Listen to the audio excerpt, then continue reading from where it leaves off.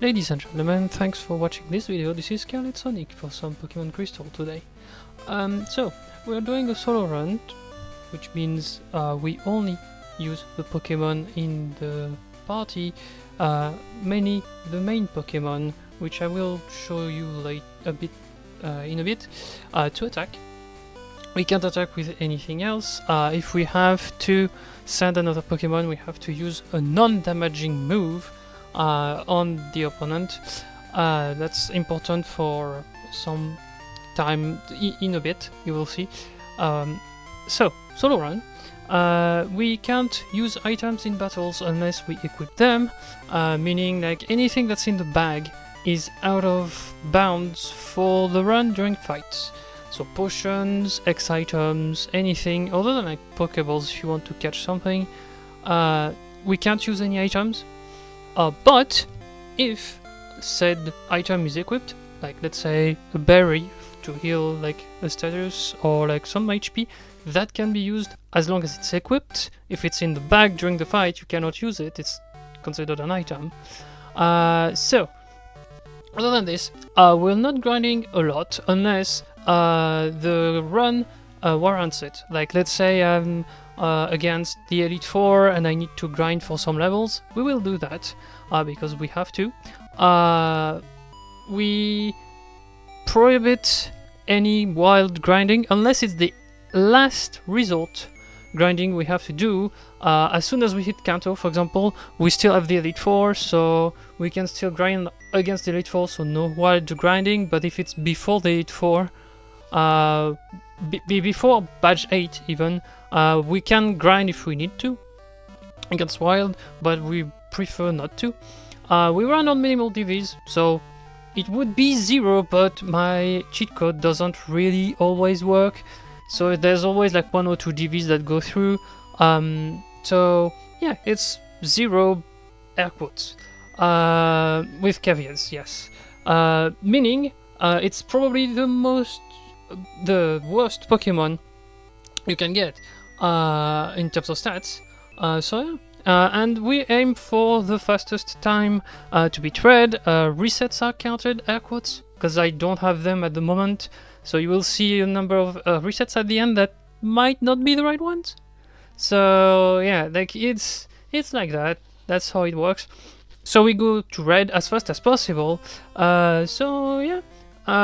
If you liked the video, please leave a comment down below with the next Pokemon you want to see or anything you want to criticize. You can also like the video, subscribe, watch other videos, and go in the description. There should be a link to my Twitch channel so you can see me test live and run the Pokemon. Basic. So what are you waiting for? Let's go! So who's on the chopping block today, right? Well, I would say it's a fairly good Pokemon usually. It's a base Pokemon, it doesn't evolve. I think at the moment it doesn't, at least, unless you count Mega Evolution. It's a double type, it's a Gen 2 Pokemon. Its double type is Bug and Fighting. That limits a lot of Pokemon. In fact, I think there's only one of them with that typing. It's Heracross, of course. So, Heracross. What does it have, and what, how can it be good? How is it good? Is it good in Gen 2? Well, for starters, Heracross is fairly good. Like, it has about 120 stats to attack, about 90 speed. You can see it's 85 and 125. It's very good physically. In fact, in Gen 2, it's probably one of the best physical attackers because it's double stab, bug and fighting. Both of them are physical in Gen 2.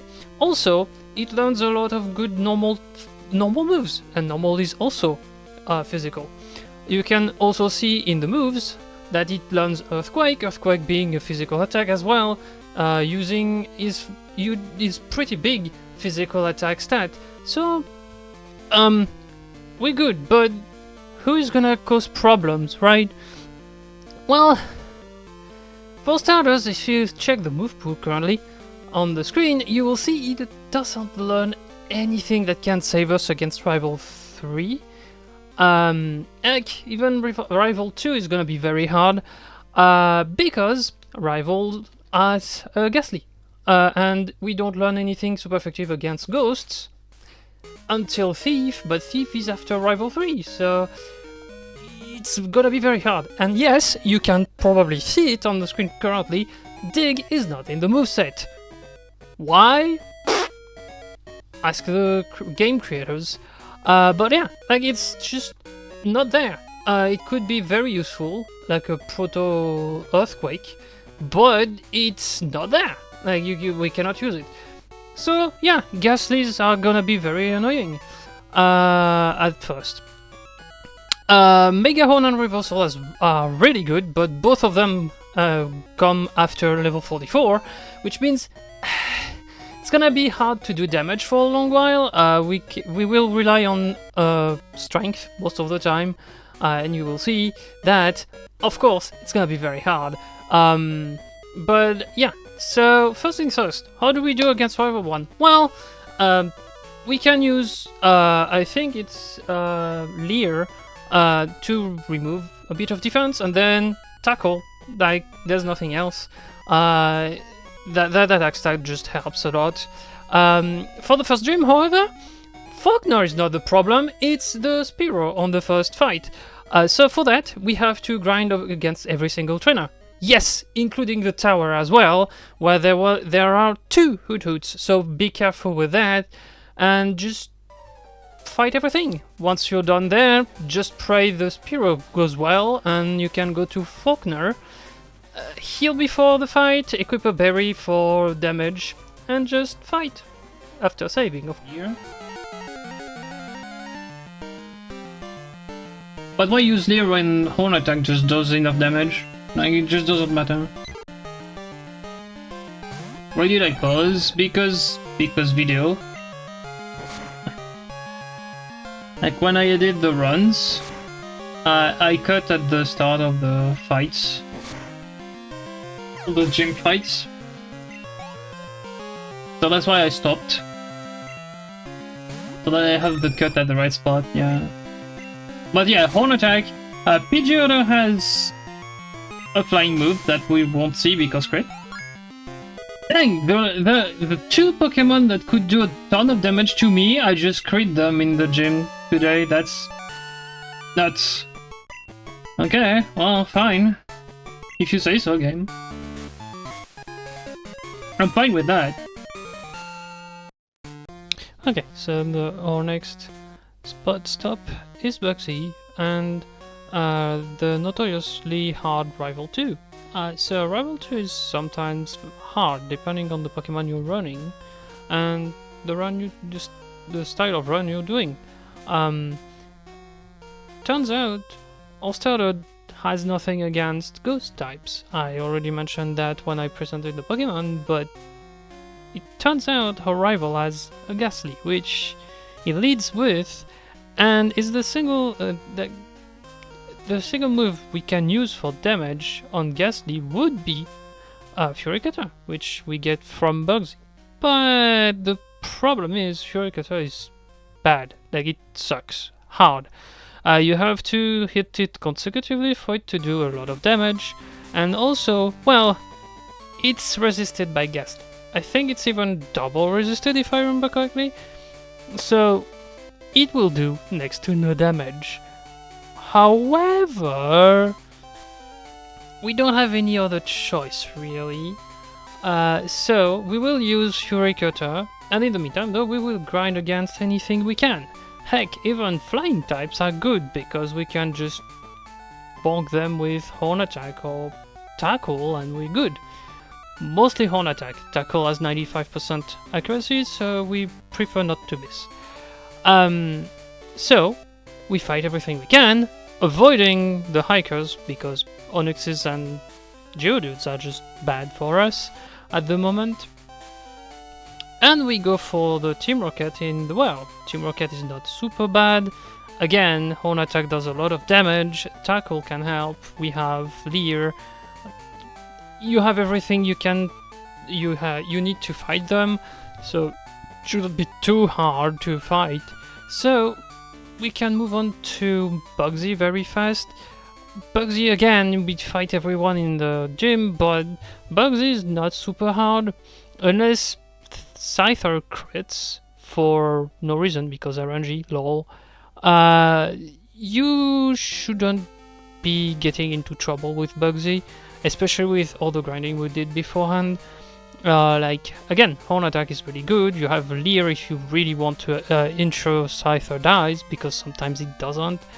But yeah, like, just be careful if Metapod doesn't die.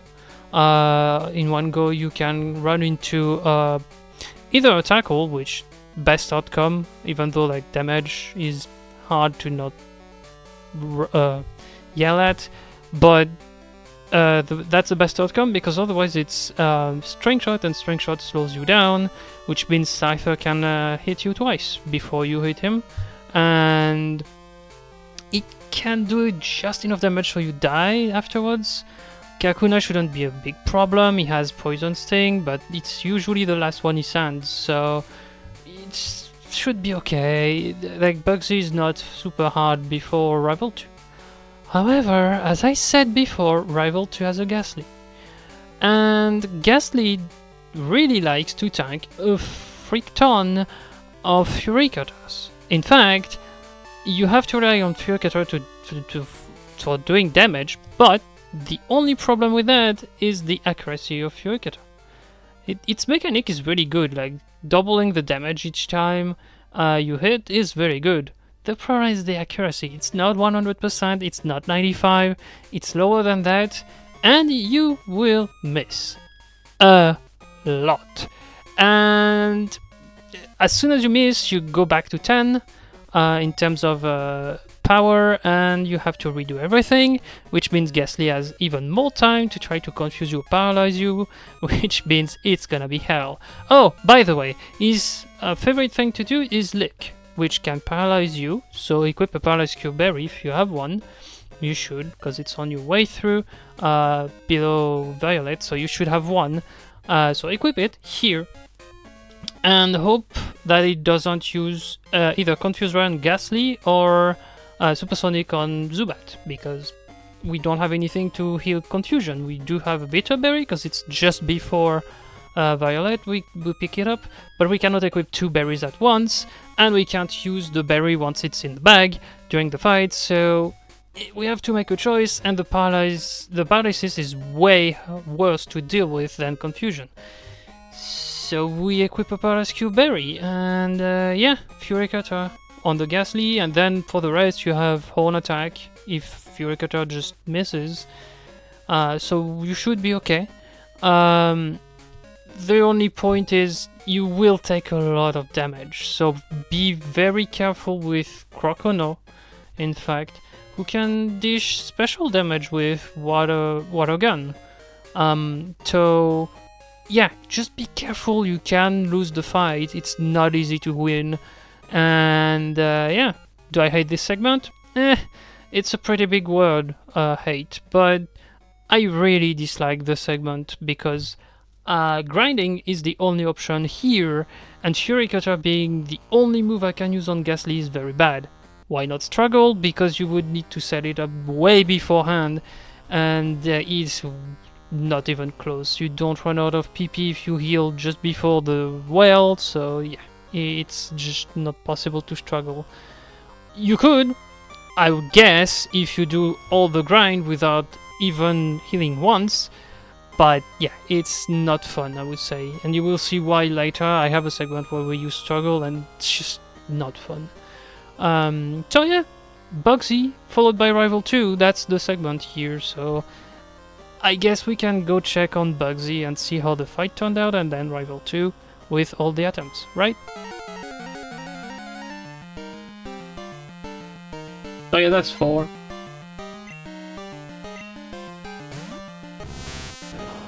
Okay, so Bugsy is not a problem, as I said. We fight him before Rival 2 because we need Fury Cutter for the Ghastly. I know people who watch either the stream live or the full run. Oh, he did. I wasn't paying attention. It probably hadn't. Oh well. I know the people that will watch either the full run or are currently watching the stream don't have already heard about this. But Rival 2, we would fight him before Bugsy if he didn't have a Ghastly leading the team. And why would we fight Bugsy first? Because he gives us Fury Cutter, which is the only move in the early game that Heracross can learn that hits Ghastly.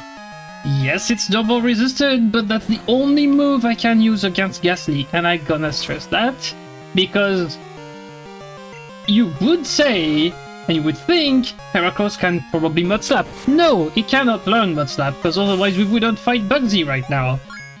There we go. And we're done.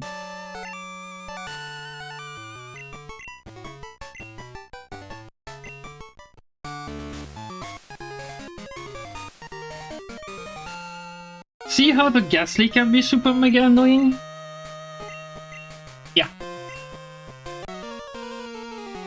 Like if we had a move for the Ghastly that would hit the Ghastly more effectively, that would be better, but like we don't have anything, so we have to rely on Fury Cutter, which means we cannot get paralyzed, and we cannot get put to sleep. And also Fury Cutter just doesn't miss. But yeah, there's no shot we can get anything here. Unless we hit every single Fury Cutter, maybe one crits. Let's try to see if I can... No. I don't wake up here.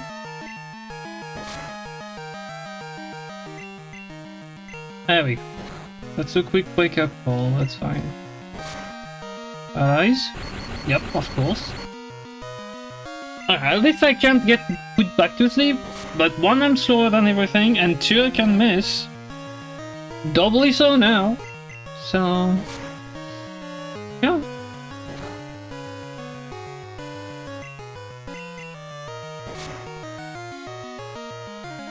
Alright, we got past the Ghastly. God damn it, that was annoying. Fight is not done, by the way. Because there's a Zubat. I think he has Wing Attack. Memory serves me correctly. No, he has Bite. That's fine. He can flinch though, which is annoying. But yeah, he has a Zubat, which... yeah, he can confuse me as well. Which, haha, lol.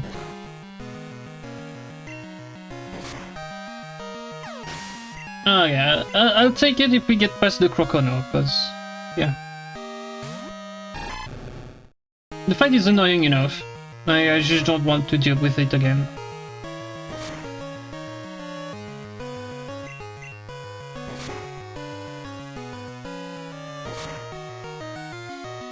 Okay, one more. Thank you. Okay. Count them. 3 resets on Rival 2. That's not rare. It could happen. But usually it's 1, so... well, it's not 1. It's... yeah, 1-ish. Before that, I've never resetted, by the way, so... that's the first time I lose time to Rival 2. And that's not like I lost 30 seconds, I lost about 5 minutes already.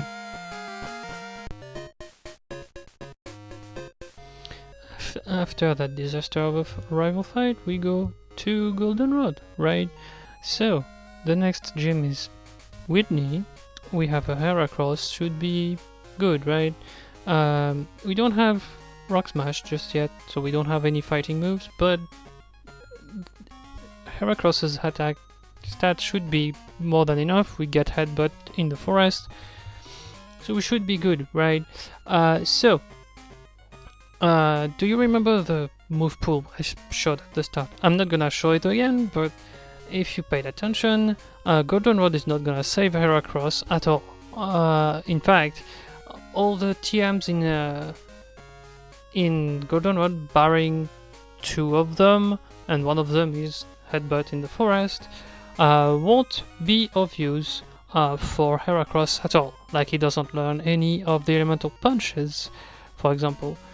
So, well, we don't have any real choice. We teach Headbutt and we continue straight to Whitney. But before that, we grind everything we can. We KO every single trainer we can on both routes and the national park. We do the first part of the mission for the squad bottle, talk to the girl so that she can go back. And then, well, we go back to the gym, we delete everything in our path to Whitney, and yeah, we just fight Whitney, Headbutt, right? So we spam Headbutt, that's all we can do at the moment. And, well, she has two small problems. The first one is Miltank. Miltank is not gonna do much damage. Like, Rollout is partially resisted, so it's neutral. Because it should be super effective, but due to the bug type, but the fighting type of Heracross just compensate for this, so it's gonna do neutral damage, so you're gonna be a-okay with Rollout. The problem with Miltank is that it can heal itself with milk drink, sorry. So it's a bit of a tough fight, but it should be okay. Just be very careful because Miltank will stack the damage up, but should be okay. The lone problem on this fight, because Miltank is not super bad, is Clefairy. Because while Miltank has no super effective moves, Clefairy has Metronome. It's not directly super effective, but it can drop, I don't know, Wing Attack if it wants to. It can drop Fire Blast, Flamethrower, heck, even Fire Spin, Fire Punch. Like anything that's fire related that does damage, or anything that's flying type related that doesn't need charging time, will do a bunch of damage to Heracross. So be careful with that. Also, it can handle Sand Attack, can handle Smokescreen, can handle anything that has to do with accuracy, making you miss a lot. So the problem on this fight is not Miltank. It's almost never Miltank. It's mostly Clefairy due to the RNG central thing that is Metronome. Like, it can draw anything at any time. So you can run into a Fire Blast, or you can run into something that's doubly resisted by Heracross and does absolutely no damage. That, plus the fact that it can run into like Sun Attack and stuff like this to lower your accuracy, while it doesn't drop his accuracy, nor does it drop Miltank's, and you cannot do anything about this, is very bad for you. So just be very careful, but you should go through insisting a tiny bit, but it should be okay, that's fine. So, now that we're done with Whitney, which is usually the one you hear about a lot about Gen 2 in terms of gyms, about difficulty, what do I have left to do right now? Well, not much. We have to go to Ecruteak anyways, because we have to get the next badge to continue. And, well, you cannot do much at the moment, but be mindful of what's coming next. And what's coming next is both a Haunter on your rival, because you will need to fight him in the Bun Tower, and an entire gym composed of ghost types. Need I remind you that I have no moves other than Fury Cutter for ghost types, because I don't learn Dig with Heracross, I can't, and Fury Cutter sucks a lot against the ghost types. Even if it was just ghost, it would be resisted. I think, if I remember me correctly, now it's also resisted by poison, which means the Ghastly line double resists Fury Cutter, which means it does no damage, or very low damage. So I have to find another way to deal with the ghosts. Also, just so you know, the rival gets Magnemite as well, which is also a problem here because we have no fighting moves. So we have to go through those two and the gym after that without any super effective move on anything, which doesn't help. So, what do we do? Well, there's one little strategy I mentioned before that can help. But how do we put that into practice? Because, I mean, I would need to go down to 0 PP, huh? Well, just wait and see. Next segment I will tell you exactly how I did it. It's... well, you can guess. It involves more grinding, if indeed. But you will see that it takes a long time to do. I will tell you the timing if I end up cutting some stuff, but you will see. It takes a long time. It's just... the run is very grindy, honestly. So if you do it, maybe there's some spots where you can avoid grinding yourself, but I would advise you don't. If you're trying to get a crit or a miss, that's probably because it's not consistent enough.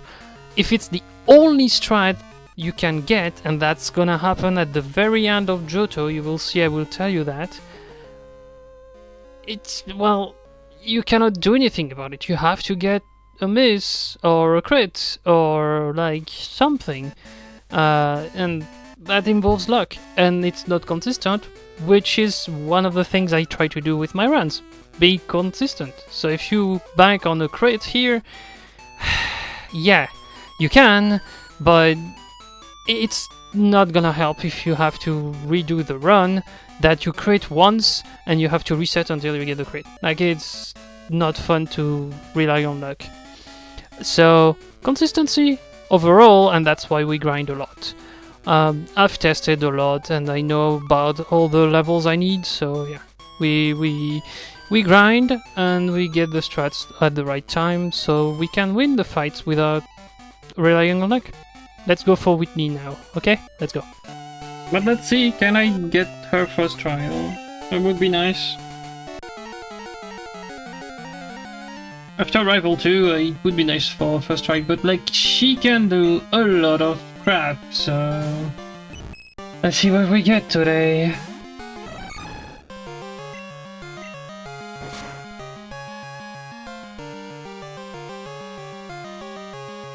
Okay.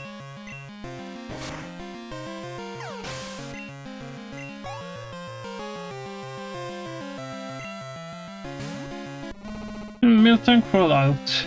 That's the usual. She can stomp as well. Crit. No, roll out. Let's headbutt for finishing. My finishing move! Hey! There we go, first try. Yeah, but she's random, so... it happens that I got some resets on her sometimes, so yeah, it happens.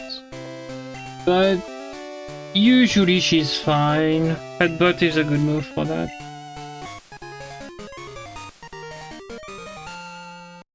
So yeah, we enter a segment that I dub the impossible segment.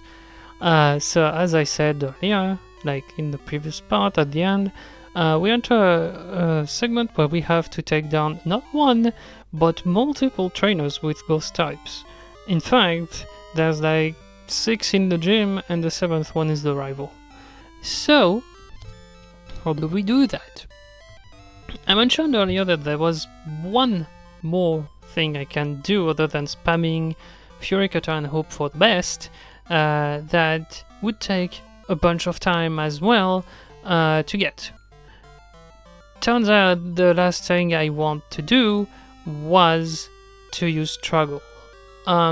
Struggle is not a normal type move in Gen 2, it's a typeless move, which means it will do neutral damage to everything. It includes ghosts and steel types. Why do I mention steel types? Because the rival has a Magnemite. As you could see on the previous part, we fought 2 of them and it's a bunch of hard stuff to do. Because we only have normal or bug moves and both of those are resisted by steel. So Struggle will help with the Haunter, but it will also help with the Magnemite here. So, to get Struggle, we need 0 PP on everything. So, what we do is we grind, because we need to grind anyways for later, and at the same time, we just lower our PP as much as we can. Objective, getting Struggle either on the rival itself, but it usually leads with Ghastly anyways. Well, Haunter here, but usually leads with the Ghost type, so either have 1 PP in one attack and then start struggling, or already have Struggle straight away. Turns out we can do that. We have a lot of fights we can do around Aquatic. We have 2 routes if we are feeling frisky and missing some PPs out of the way. We have also a 3rd route going to the lake above Mahogany, and also the lighthouse in Olivine. So we have a lot of options to deplete our PP to the 0. There's a specific setup we do so that we finish on a flying type trainer, I think, if I remember correctly. A flying type trainer going back to Aquatic from Olivine, because that's the most optimal thing we can do, because we need to go to Tower to fight Rival 3.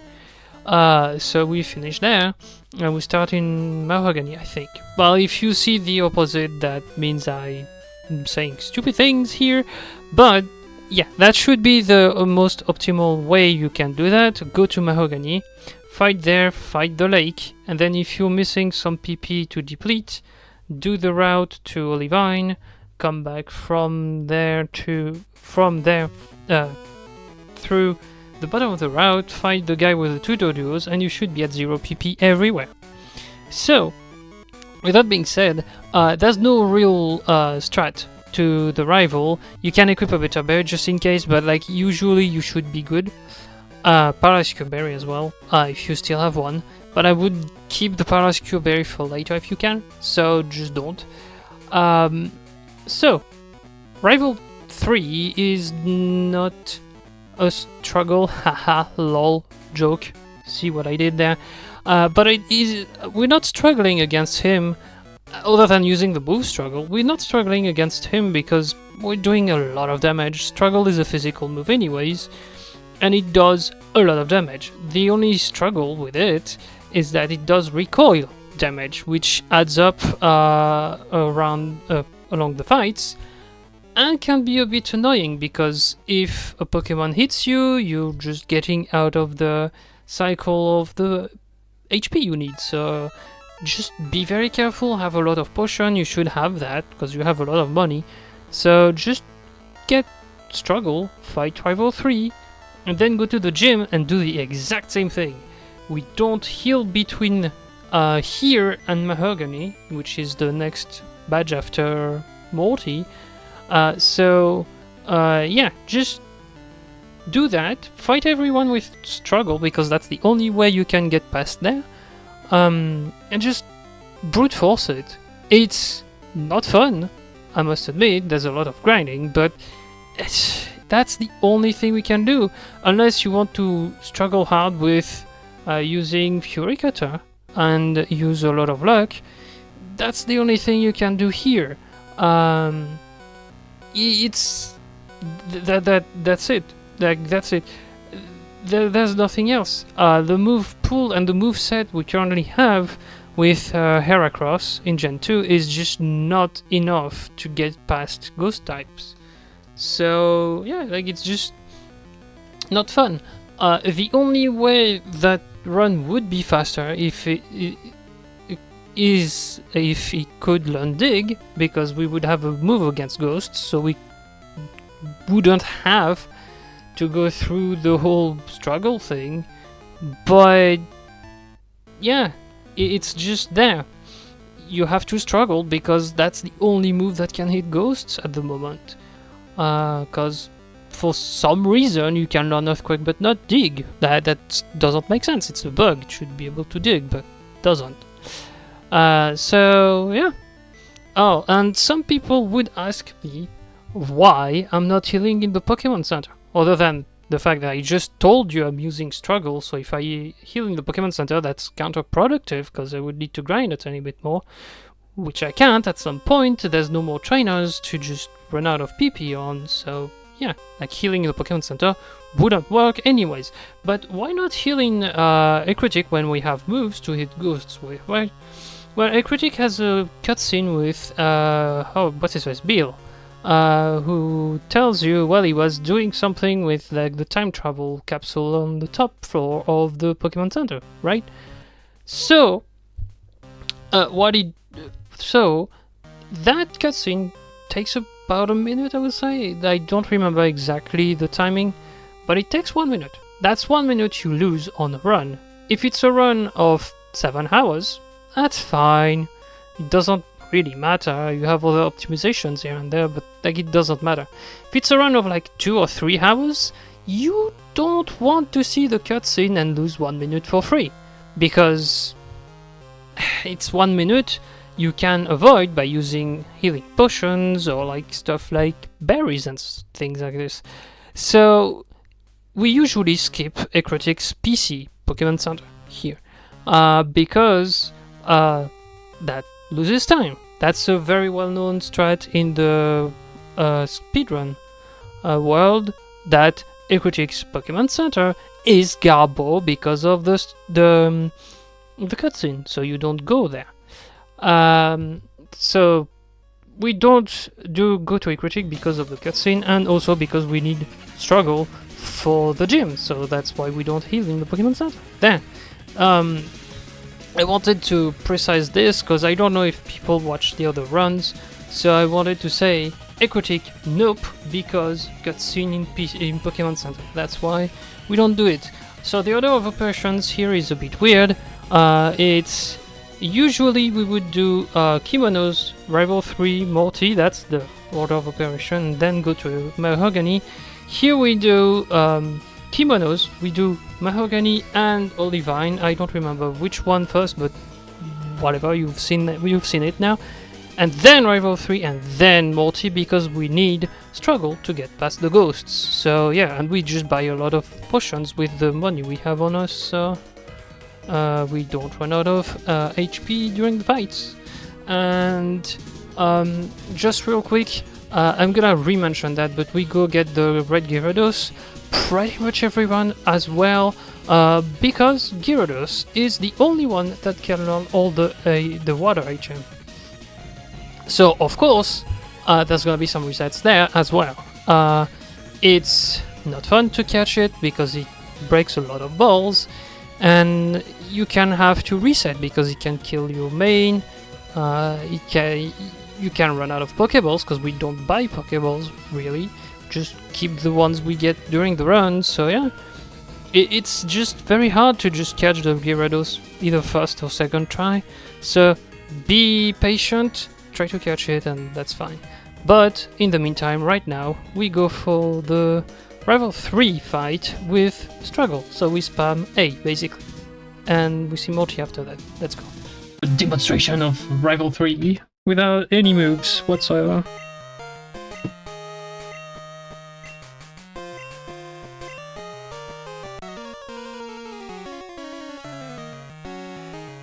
Okay, so what are we doing for Rival 3 because he has a Haunter?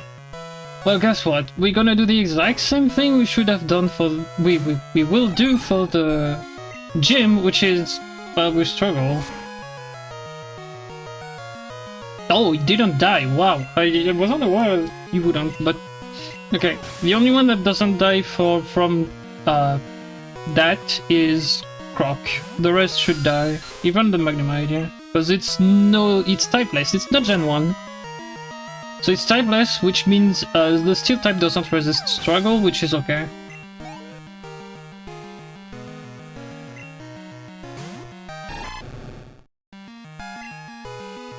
Like, if you want my opinions, Curse shouldn't work if you're like in the red. That's exactly why I equipped the berry, by the way. Because I take recoil damage, so I offset everything with the berry. But the mite should die, but he won't resist that. Yeah. Easy fight. Hunter can do a lot of things. I think the only thing he can do that's annoying is hypnosis.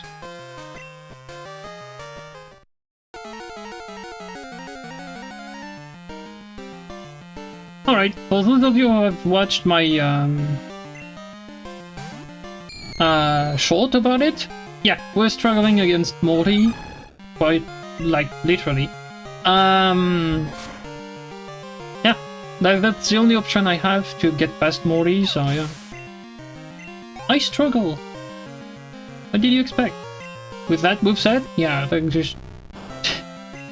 moveset, movepool, like both. Like the movepool is bad, the moveset is normal fighting. What did you expect me to do against ghost types with that?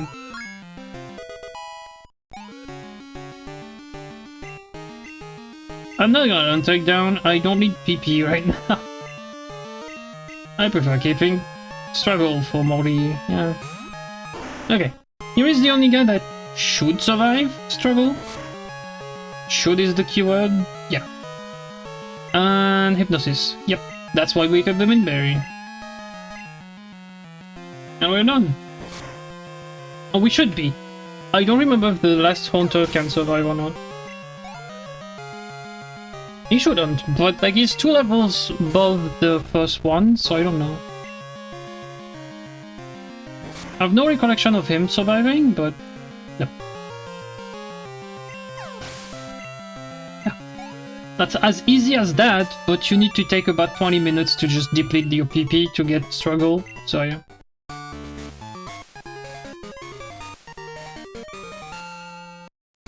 But once you get struggle, you one-shot everything, except the Gengar.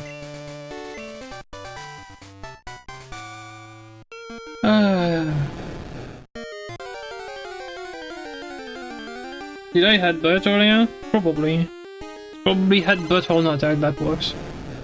Not strength, but you know. Forgot. My brain is a weak thing that forgets a lot of things. Might have been, yeah.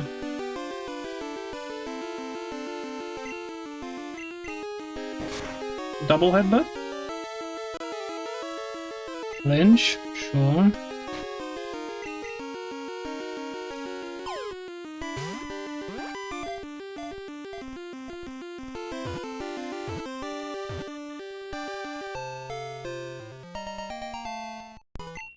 Yeah, at least one of the 2 resets was faster than last time, so... You know. Here we are, the rocket hideout, whatever you want to call it. So, it's a long segment. I'm gonna be honest with you, we grind a lot, because for multiple reasons, we need EXP. The first and very pressing one is Jasmine. We have no moves for Jasmine at the moment. Our setup is just like normal moves, and a bug move, but the bug move is bad and it's resisted by steel types anyways. So we either need to get struggle before Jasmine, which is possible, it's just not fun, or we need to get a good move just before her or just on the first Magnemite. How do we accomplish that? Well, if you paid attention to the move pool at the start, you've seen that we can get to a fighting move just at 44. Said move is reversal, and it's a fairly good move against the steel types because they're super effective, and it does very good damage even if you don't get hit. If you get hit, it does even more damage, so that's fun. But yeah, like it's what we're gonna use against Jasmine. But as you can see, we currently are fairly far away from 44, and we do need 44 to get reversal. So what are we doing? Well, we're gonna grind on the rockets. Usually you would avoid some fights, Mainly the first floor of the basement, where you can activate a switch near the scientist in the first floor to deactivate the cameras to avoid the fights. But here, we're not gonna do that. We're gonna fight the scientist still, but we're gonna fight every single duos on the statues. It will still deactivate the statues, so you cannot really grind in there, but it will add some number of fights. I think it adds like 2, which is not much, but it's honest work. Well, it adds 3 statues in total. The 2 that are at the bottom when you deactivate, and the third one that's top left. So it adds 6 fights, which is already good enough to offset the XP. Also, we're gonna fight every single rocket we can, so it means both scientists on basement 2 will be fought and defeated as well, along with the passwords rocket, the spinny rockets that on basement 3, and yeah, like every single admin we have to fight. So we're gonna literally fight everyone except for one, if I remember correctly, because the guy that's top left on basement 1 is completely useless. He has like ratatas that gives like 100 XP each, and he has 5, so it's a very big waste of time to fight him. So fight him only if you really need the XP. We don't. I've tested that before. We get 44 for Jasmine by using the route I'm using currently, and the route I'm using currently doesn't fight that guy, so we don't fight the dude because he's a waste of time. That's the same thing in the lighthouse. There's a fight that's very long with like PGs and stuff. We always skip the guy unless we're short on XP for some reason. But yeah, like that's the reason why. If we skip a fight when I say I grind and I fight everything, that's the reason why. It's way too long and it gives way too little XP for it. So yeah, we fight every single rocket we can in the segment, and usually you would try to not KO the electrodes because you know you don't want the XP from them, so you would try to catch them. But I don't do that, so that's the only wild Pokemons I'm gonna really fight and get the XP from. If you have something against it, tell me in the description, in the comments, but I don't care. I always get the XP from them because it's easier to fight them and KO them than to catch them, because they can self-destruct as well, so it's way easier to just fight them and get the XP than to try to catch them, because you would have to reset if they boom, so it's just not fun. So, while keeping in mind that our main goal is reversal for Steelix on Jasmine, once we're done with the rockets in the segment, we go in Price's gym. Price's gym is not hard to do. You can avoid pretty much everyone. Douglas is the only one that's a bit hard to avoid usually, but here we're just gonna fight everything anyways because we still need the XP. So we don't care about Douglas, we just don't dodge anyone, and we fight everything, and we get to Price. So Price, how is he doing? Well, he's not super hard, honestly. Even with the moveset we currently have, he's not bad. We over-level him, if I remember correctly, and strength is good enough to just punch through. You should have strength if you followed the route currently, because we have gone to Olivine for the previous segment with the hunters, right? So you should have strength. If you teach strength to Heracross, that's a very good normal move. I think it stays in the moveset for the rest of the run, so that tells you that that move is very good. So yeah, like it's the best move you can run unless you want recoil, and it's a very toolboxy move, I would say. It can hit pretty much everything except for ghosts, and if you want to be a bit more, what do you say, that picky about it, it doesn't hit steel or rocks because they resisted, but other than this, like, it hits everything for at least neutral, so it's very good, and it uses his physical attack, which is the thing it's known for. So yeah, so you can just strength the whole fight. Careful, Dugong survives. I think Piloswine does as well. Both of them have moves that can reduce speed, reduce attack, and maybe freeze you too. The worst could be the freeze, but it's very rare. Dugong, I don't remember usually what he does, but I think it's Icy Wind, reducing the speed, which doesn't matter because you're still gonna punch Piloswine very hard. If Dugong uses Aurora Beam, it's fine, unless it lowers your attack, which could make Piloswine a bit less consistent, but more than likely it won't do anything. 2 strength for Dugong, 2 for Piloswine, and you're fine. It's not a hard fight. It's literally a press A fight once you teach strength, so just do that and you're safe. You won't run into lowering attack or speed that much. But let's see said fight, okay?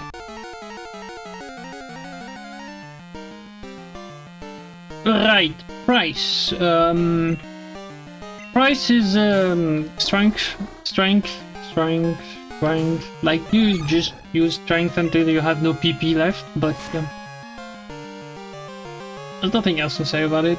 Like it's just click A once you're on the right move and just click A. Click A the fight.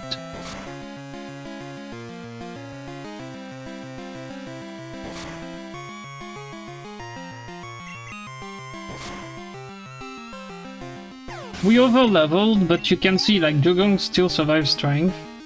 So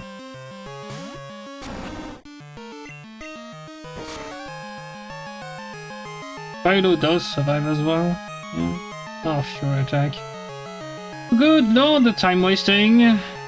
And a 5 hit as well, jeez, okay. Alright, you're happy. You're happily wasting my time. Puns. The game.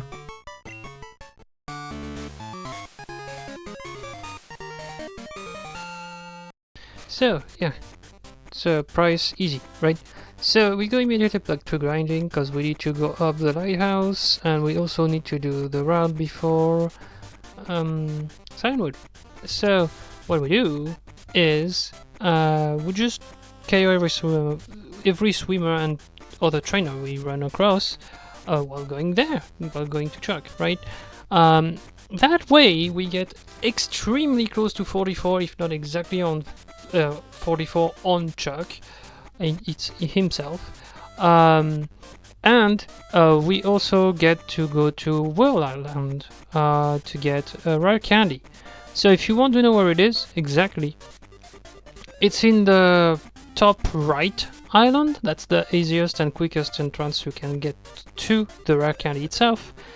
So top right entrance, and what you do is you either use flash and don't run into anything and use the bottom entrance, and it's just right above you, like you just run into the wall up and turn right.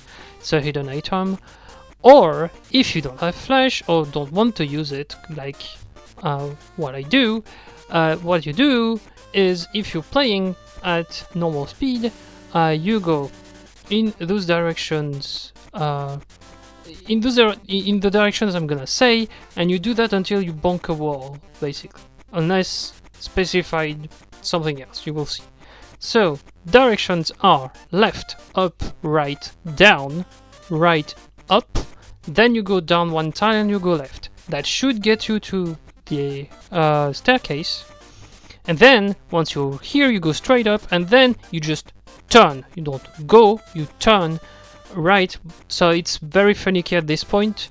The turn can get you one tile to the right, so be careful, but turn right, so face right, and press A. The right candy is literally right there. So I'm gonna repeat the sequence. So it's left, up, right, down, right, up, then down one tile, left, Then once you take the staircase, straight up, then turn right. Turn, not go. Don't have to move, right?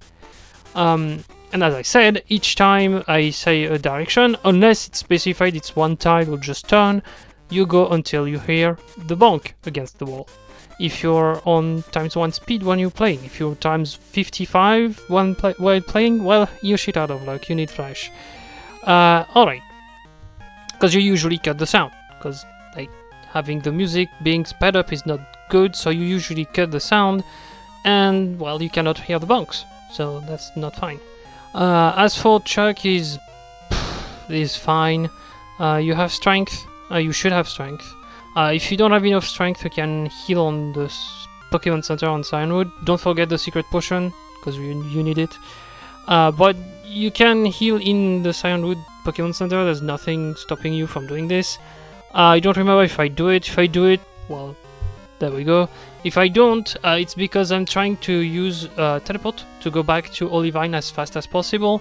Teleport avoids the clunky flying menu, which helps me gain a bit of time when I can. So that's why I don't use fly that much, because the menu is bad, it's clunky, it's annoying. So yeah, you just teleport back. Oh, I forgot to mention, we bought the Abra in the game corner in Goldenrod, because we can just buy 200 coins, so it's not hard to get. But yeah, like I teleport back because my last Pokemon Center used is the Olivine Center, unless I healed, which at that point I just fly back. But yeah, Chuck is easy. Jasmine can be hard if you don't have Reversal at the moment you start fighting her. You have Rock Smash, so you can use Rock Smash on the Magnemites, should KO them fairly easily. The Steelix is not gonna take that much damage, however, from it, so you do need Reversal. You do need also to pray for some damage from Steelix, so that you can just do even more damage to it. But like it's like that. You just need to KO both all of the Pokemon very fast. Careful of Thunder Wave on Magnemites if they survive. They can be very annoying with it, but you should be safe at this point. But back to Chuck and the fight. Let's go. Alright, well, Chuck can chuck rocks, but I'm gonna use strength on his face, and we should be okay. Should be no problem with him. Not the Pokemon I want to crit on, but sure.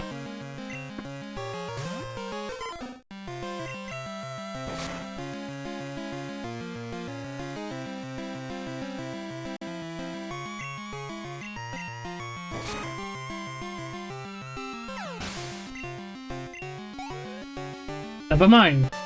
Died with one head.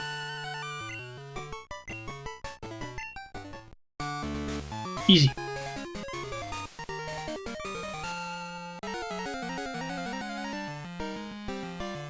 But yeah, Reversal is there for a reason here. That fight is easy as soon as you hit 44. So yeah, like it's just... yeah, otherwise you would have to use Rock Smash, and Rock Smash does like half HP for Magnemite, even at like plus 13, so... yeah. And Reversal is fun, because it does damage originally, but the more damage you take, the more damage you deal. So here I will do a tiny bit more damage. Or I should, no I don't. But yeah, like it's basically a fighting type flail. And if you know anything about flail, the lower your HP is, the better. So taking damage during the fight is good, because I do a bunch more damage all of a sudden. So yeah. That's why we get 44, we get Reversal, and we win! Because that's easy to do.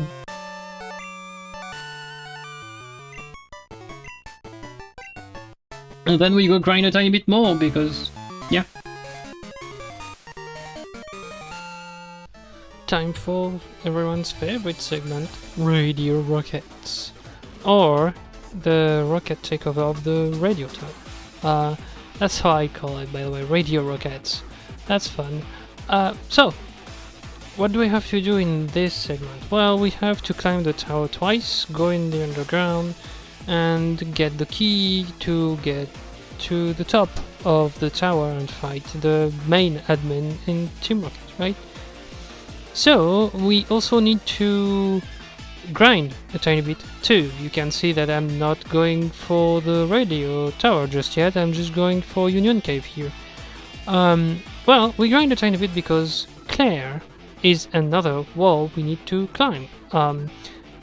She's not alone in this. Lance and Karen are both also walls we need to climb up for different reasons, but at the moment it's Claire the main objective because it's the next gym leader. So we grind a tiny bit, we fight everything we can. Again, as I said, unless the fight is way too hard, we just fight everything. So what we do is we go for basement in Union Cave, we fight everything there, then we fly back to Violet, we get the rare candy there, and then we fly to Goldenrod. And what we do is, you guessed it, we go fight some more people that are not in the radio tower. The main ones are the girls south of Goldenrod. Just after the rare candy that's there, you can continue south and you will find 3 girls on a secret beach, like a secret spot in the map. Those girls, when you beat them, give you the soft sand item that you can equip that improves the strength of ground type moves if equipped. So what we do is we fight them. They're called the soft sand girls. We call them the soft sand girls, as we by we I mean speedrunners and people that play the game. That's because that's easier to know which girls we're talking about. And then we start the segment proper by climbing the left side of the radio tower because the right side is stuck behind a door that we don't have the key for. So we need to climb up and get to the director so that we can get the car key, right? But once we get to the top, oh no, surprise, it was an imposter. Oh no. So we have to fight a rocket admin. Said rocket admin decides, oh, you know what, I lost, I'm gonna screw everything around and give him the key to the basement and tell him the guy that you're looking for the key, so the director, is at the end of the basement. Great, why are you doing this? You're screwing up the plan completely. Like, you've seen I'm strong enough to just punch you in the face and get rid of you, so why would you screw around and give me the key that would just get you out of there? When you can just say, screw off, you shouldn't be there, leave us alone. Team Rocket not being smart, I guess. But then we go to the basement, the underground thing, and we run into Rival 4. Oh no, Hunter, whatever will I do? Well, I picked up a TM in the hideout a bit earlier. I didn't mention it because it didn't come into play until now, but the TM I picked up in the hideout is the move Thief. Thief is a dark type move. You know what's going on with this. I'm gonna use Thief on Hunter because it's super effective. That's the only move I can use against him anyways, so I'm gonna teach Thief for this fight. And when I say for this fight, it's literally just for this fight. We don't use Thief unless we run out of PP on an attack somewhere, but we don't use Thief at all after that. Thief is just a one fight TM basically in that route, only for one Pokemon, so Hunter. The thing with Thief is it's gonna be special because dark types are special in Gen 2. So it's not gonna use the physical attack of Heracross, but it's special attack. Not that it's gonna do badly per se, but it's gonna be a bit harder to KO the Hunter straight away. Although it's still gonna be fine. You're still gonna be able to just do whatever you want, and just KO the hunter and finish the fight fairly easily. Nothing should be a problem, even the Sneasel that he adds to his team shouldn't cause any trouble. I mean, you have reversal now, so you should be able to just one-shot the Sneasel anyways. Sneasel is just frail as a piece of paper, and you have a move that's double super effective against it, so you should be good to go. Magnemite or Magneton, I just don't remember what he has. Same thing, you have reversal, so you should be able to KO it straight away. The Gator is probably the most annoying one with Hunter. You have Strength and Reversal, both of them are really good against it. So just go for it. Like it's not gonna be a problem. The fight itself is fine. There's nothing really hard to do. And I mentioned we use Thief only for this fight, and you're gonna say, but we're gonna see him at least once more, and there's another Gengar later. Whatever will I do at that point? Well, I mentioned on the move pool that Heracross learns Earthquake. You get Earthquake in Victory Road, so there's no problem there, because the fight for the rival at this point is just at the exit of Victory Road, so you can teach Earthquake before the fight, and then you're not gonna run into any problems whatsoever with the ghost types, because you have a move for them, so you're fine. But in the meantime, let's watch Rival 4. Because I know what to expect here.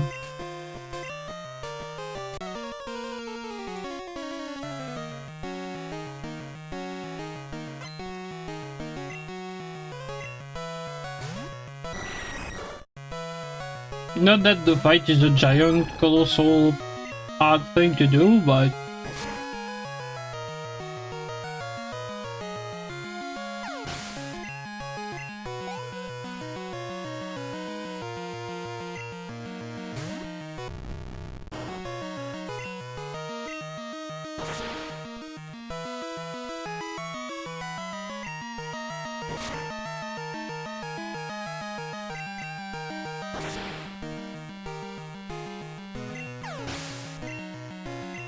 Oh yeah, that's why we teach Thief, by the way, that's just the Hunter there.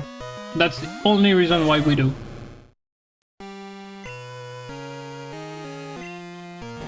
Other than that, like, the rest of the fight is free.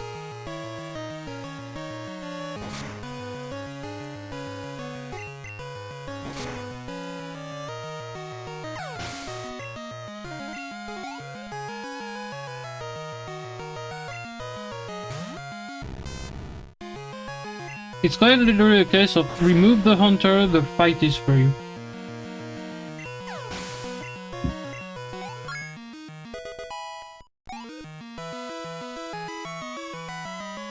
My moveset just before teaching Thief was Horn Attack, Reversal, Strength, Headbutt. I teach Thief, and once I'm done with that segment I teach Return over Thief, because I don't need it anymore.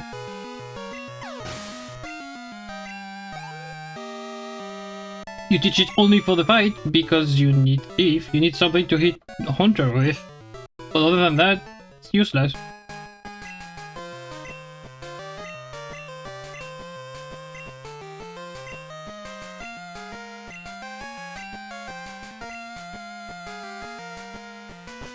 So after we fought our rival, we go for the end of the radio tower segment. So we go for the end of the underground, we get the president director free, and we get the card to open the door we need to go through on second, third floor, fourth, third.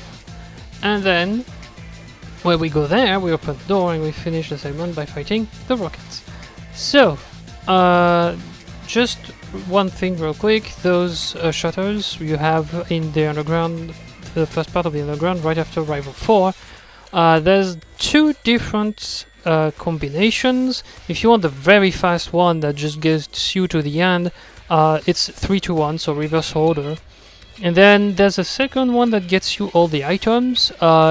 Usually that's mostly used for when you're playing item randomizers. So I don't know it by heart. I think it's like 1 3 2 1 3 or something like this. But like, if you want to see it in action, check anyone that does that. So play item randomizers. 360 Chrism is one that comes to mind because it does that pretty much every day. So like, if you want to see it, just check one of his videos. So once we're done with this, we climb up the tower back. We come back the tower, and we go to the right side. We fight 4 rockets there because there's one out of the way, but we can fight it. It's right there. And then we fight against the last guy. That last guy is the main admin of the rocket segment, the Team Rocket at the moment. And basically, like, it's Giovanni. If you want a reference to Gen 1, like, he directs everything. But he has a different team. He doesn't use ground types. He uses 2 fire types and one coughing, because Team Rocket, lol. Those 2 fire types are Houndour and Houndoom. Houndoom, we will see him back on Karen, so that fight can give you a good idea of how it's gonna turn out. If you struggle against that Houndoom, Karen's Houndoom is gonna be bad. If you don't struggle against this one, it doesn't mean Karen's Houndoom will be easy. It just means that you might have a move that helps against Houndooms. So here we struggle a tiny bit because fire types are not fun to deal with, as we are a bug type. But we have Reversal, which does a ton of damage to dark types, and since both hounds are dark types, we can use that to just one-shot them, or at least two-shot them and try to survive one attack from Houndoom. And then the coughing just dies to strength. It might use like 2 of them, but like, it's fine. So if that's any hope for Karen, that fight shows that maybe we have some worries to have against Houndoom in particular on Karen. But it's could be solved very fast. We get Earthquake anyways before her, so maybe it's gonna be easy, right? So let's see.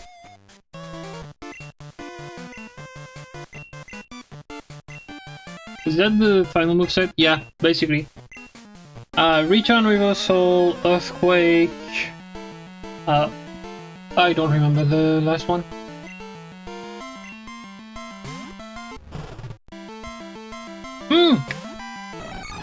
Mega Horn, right. I don't remember the last move. Yeah, bug type move, that's why. It's bugging me. Yep, exactly. Return. It's a good moveset, except like Mega Horn is not 100%, so it can miss, and since it can miss, it can be a bit of a bother on some fights, but still a very good move, so.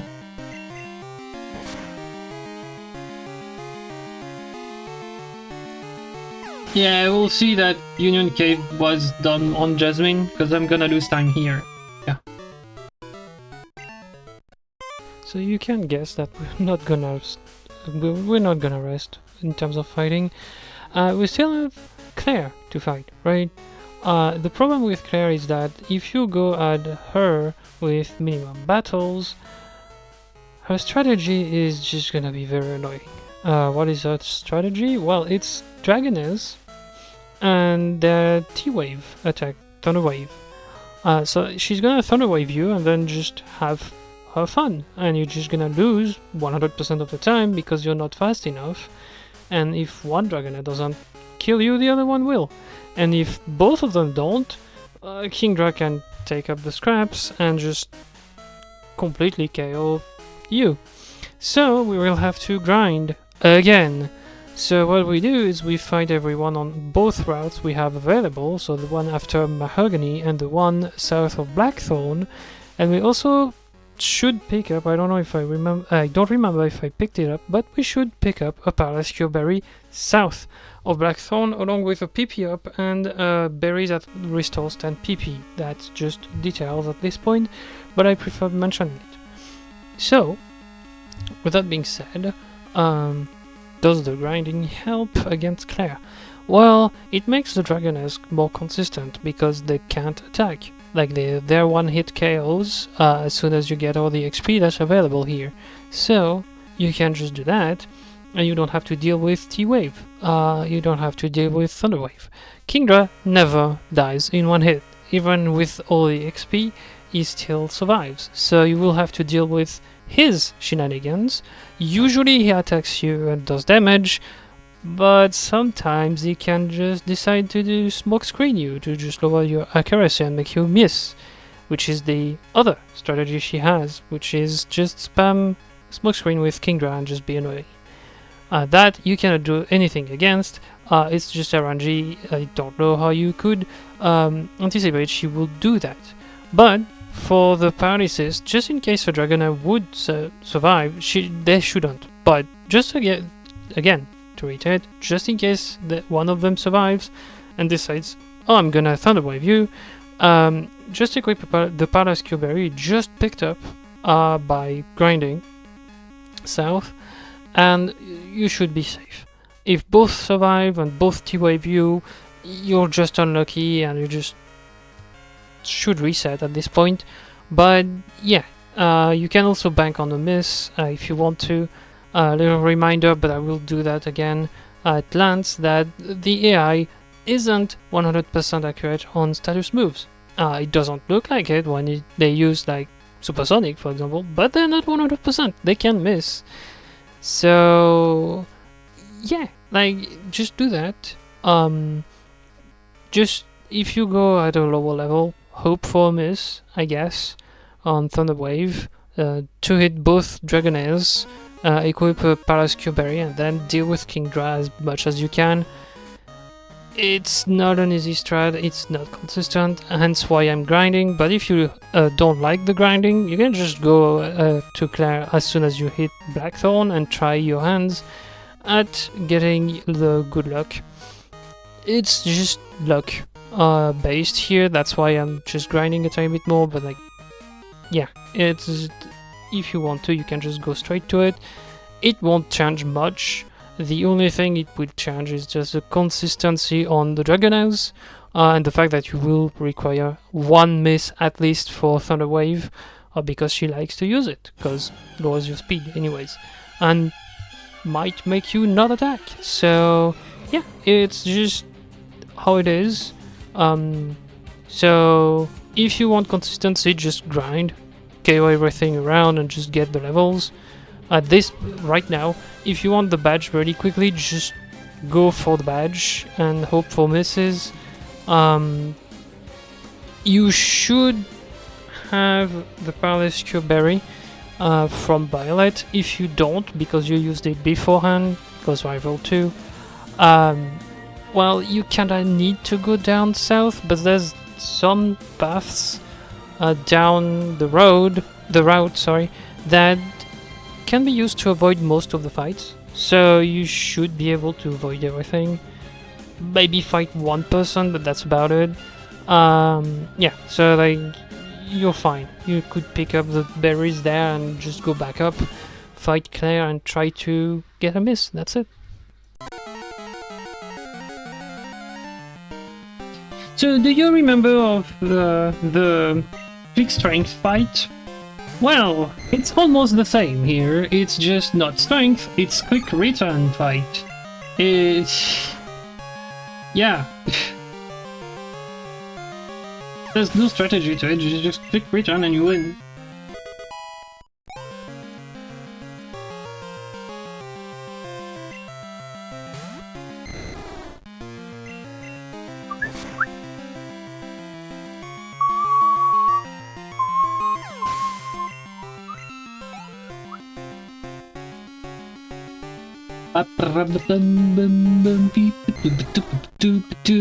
Careful of the Kingdra, I don't know if it dies, even at the level I'm at. But if he doesn't, well, he can do some nasty things. Surf is a good move to see if he doesn't die. Otherwise, he can smoke screen, and if he does, ow. Yeah, okay, well, he missed, but Hyper Potion. That's why I clicked return again.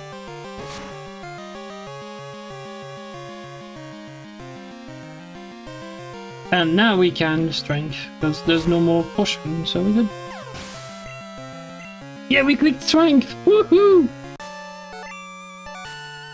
And no splitting on this one, because she doesn't give me the badge right now, so...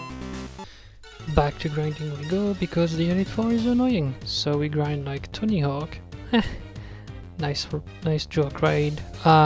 So yeah, we grind a bit more, because the problem is Lance. I don't know if you followed since the start, but I did say flying types are a very big problem for us, right? And turns out Lance has 6 out of 6 Pokemon that are flying types, so we're gonna have to deal with it when we get there. In the meantime though, we have Rival 5 too, at the end of Victory Road. As for how we gonna deal with him, it's not super hard. Just before we get to him, we can get Earthquake by taking a slight detour.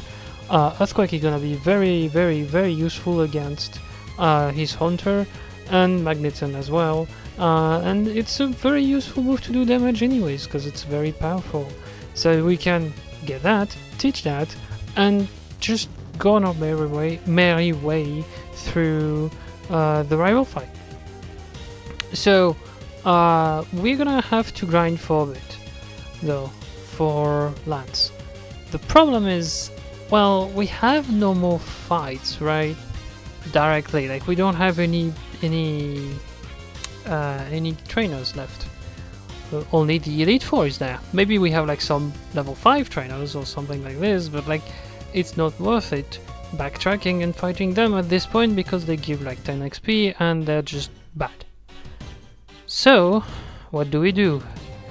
Well, it's a bit of a cop-out, unfortunately. The problem being, well, Lance needs grinding. Karen is more consistent with grinding. I'm not gonna say she's easier or very easy once you grind enough, but no, she's easier with... she's more consistent with grinding. Will is already mostly consistent. Getting the move we're gonna get, which is Mega Horn, does help making him more consistent, but Mega Horn can miss, so it doesn't matter. And Koga and Bruno are just pushovers. I don't know why they're there. Earthquake for anything that's poison or rock types. For the rest you have strength, so you can just deal with that that way. So you don't have anything to do with the Elite Four. The only two that are very hard are Karen for the first go through. You might not have Mega Horn at this point, and Umbreon loves to spam Sun Attack and Confuse Ray, so you can just do that. Be careful with this, and just, yeah, you can potentially get through. You just have to hope Sun Attack misses, which can happen. Again, status movers are not 100% on the AI. But yeah, the most problematic one is, no surprises there, Lance and his flying types. I'm gonna detail that a tiny bit afterwards because we have time, but yeah, like it's literally the hardest one. As for Rival 5 here, as I said, as soon as you get Earthquake, the fight is trivial. You can Earthquake the Haunter and the Magneton, it's easy. You have Reversal for Sneasel, so easy. And then he has his Gator and another Pokemon that I don't remember, but like both of them fall to strength at different degrees. You can double strength if you need to. There's nothing hard about the fight. It's so unremarkable that I don't remember the last Pokemon he had, other than like Kadabra later, but he does have 5 here, and well, it's not hard to KO him. I think it does have 5 anyways. Oh, it's the Zubat, right. Well, the Zubat is like Golbat is just strength as well, as I said. So yeah, you have to use 2 Earthquakes, one Reversal, and two strength, maybe 3 or 4 depending on how it turns out for the survival of some guys, but honestly the fight is not to talk about. Like, there's nothing to say about it. It's an easy fight, you shouldn't lose it. If you do, I'm not gonna say you're bad, but like, it's not a fight that's losable at all. Even RNG cannot fuck around with you, so yeah. Like, there's nothing you can miss, and the rival usually has nothing against Heracross, so you can just bonk everything on the head very hard and win. Just look at that. Okay, well, that's not important.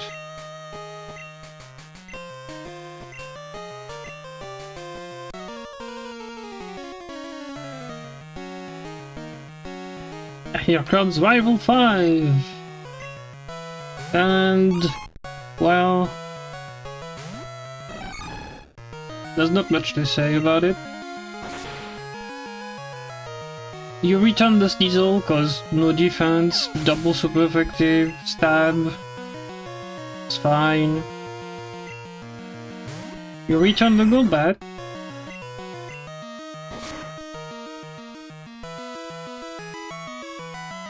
Because once again, defenses are not its forte. And now you use the new move, Earthquake, on the Haunter, and if he sends the Magneton, you Earthquake the Magneton as well, and then you return the Gator and Kadabra, right? You can Mega Horn the Kadabra if you want to have fun and miss, but I didn't. But yeah, otherwise just return it, just to be sure, but yeah. Gator! Whee! Return! Yes.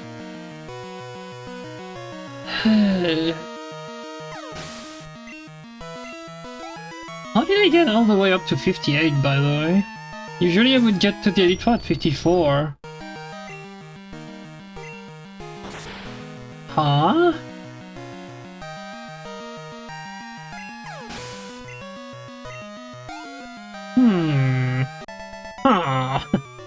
That's a good question. So, I mentioned we need a bit more grinding, right? How do we do that? And also, can we make it first attempt? So, there's multiple things why I need to answer. The first thing is, why do you not use the rare candies right now? Well, it's mostly because leveling up once you're level like 70 or something like this is very hard, and we will need to level up later anyways, because we have Red to fight. Remember him?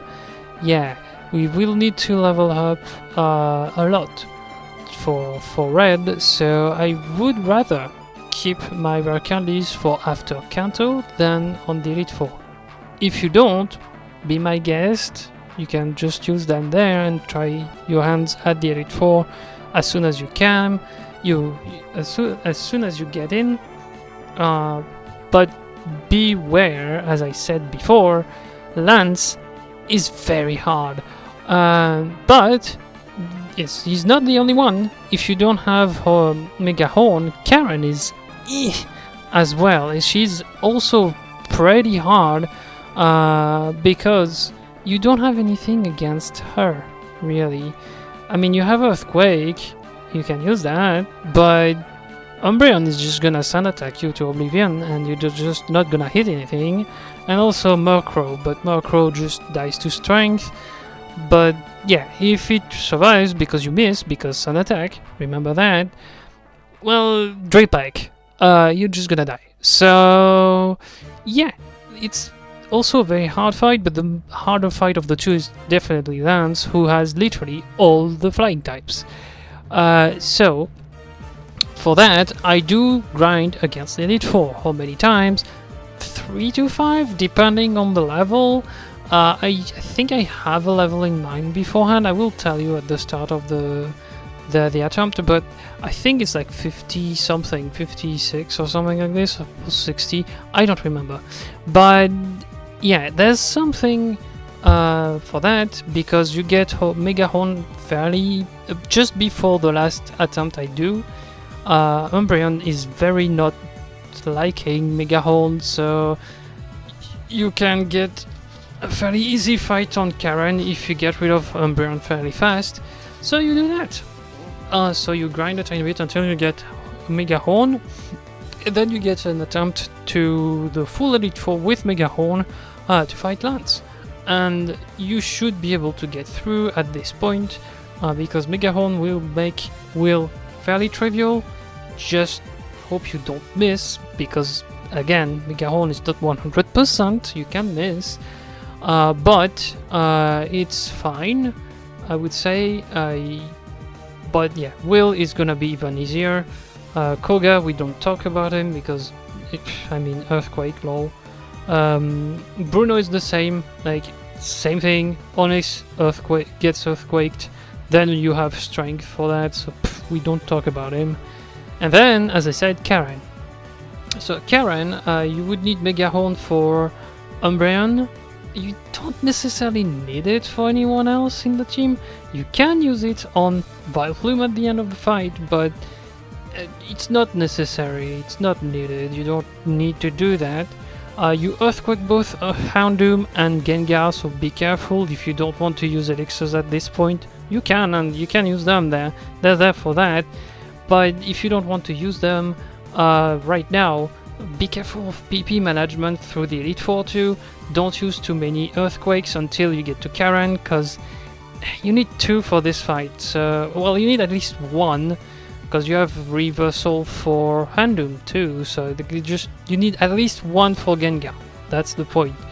And then Murkrow dies to Strength, because that's the only move you have. So yeah, the fight is fine once you get Mega Horn, because you can take down Umbreon fast, but before that it's fairly hard. Even Reversal is just not cutting it at this point. So for Umbreon, I mean.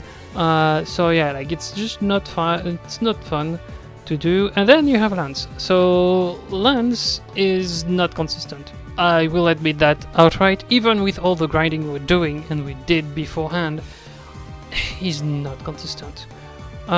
So why is he not consistent? Well, A, you have 2 flying types with flying moves. You have Charizard and Aerodactyl with wing attack. So stab wing attack does hurt a lot, especially coming from Aerodactyl, who has very good attack. It does hurt a lot. Then you have 2 Pokemon with fire moves. You have the last Dragonite and Charizard. Charizard has Flamethrower, and the last Dragonite has Fire Blast. It's even worse. He can miss, but it's even worse. It does even more damage. So you can see that the fight is not easy, right? But that's just the tip of the iceberg, because I mentioned earlier that Claire loves to paralyze you with Dragoness, right? Guess what Lance does a lot? Yes, he Thunder Waves your Pokemon a lot as well. He has the first 2 Dragonites, the 47s, with T-Wave. So he will T-Wave you if the Dragonites survive. And that's why we grind. Because at the point we fight him at, we can KO the Dragonites with good ranges, or with a crit. Well, crit always, but with good ranges we can KO them. Otherwise, you have to 2-hit them, and you have to, and I can't stress that enough, you have to hope for a miss from Thunderwave. I said 1, you can get 2, or 1 miss and a crit. Yeah, but you have to hope for a miss. The range is not consistent, so you have to say, oh, okay, well, I need a miss on T-Wave anyways, so whatever. And you have to equip a Paradise Cure Berry if you still have one, because if he misses the first one, you kill the first Dragonite, then the second one survives and uses T-Wave and paralyzes you, you lost the fight. So yeah, you have to equip the Paradise Cure Berry, you have to hope for 25% miss, and then not take too much damage before Charizard and Aerodactyl and the last Dragonite. It's doable, it's very doable, it's just very hard to get right. But at least that grinding makes Kanto a breeze, right? I mean, after grinding that much, Kanto should be just a breeze, just that much easier, right? Well, we'll see after that segment. You'll see there's some other stuff I need to talk about, too. Alright, welcome to the Elite Four. First on the chopping block, Will, the Psychic type user. Will, will you be good for me or not? So here is the strat. We do nothing. We just double return and then we triple Mega Horn and we hope we don't miss. That's the strat for Will. Alternatively, I could return the Jinx, but I kinda need some returns for later. So I'm trying to just not use everything at once. So I return the Zetus and then I Mega Horn everything else. I just hope I don't miss, because if I miss, I'm gonna get hit. And I kinda want to get hit for Lance, but not too much. And also if I start missing on Will, who knows what Karen will be, so yeah. I don't want to miss too much. A double swap is fine unless it goes for 5 rounds. Again, as I said, I don't take damage at all unless I get hit because I missed. So yeah, like it's just a fine Elite Four to do. I missed again. Reflect. But yeah, it's okay, but at the same time I don't want to get hit too much. But yeah. By the way, we're 50-50 currently. Missed 2, hit 2. Alright. Well, 3 out of 5. 60%. It's a reminder that Mega Horn is an 85% accurate move. Not 60, not 50. 85%.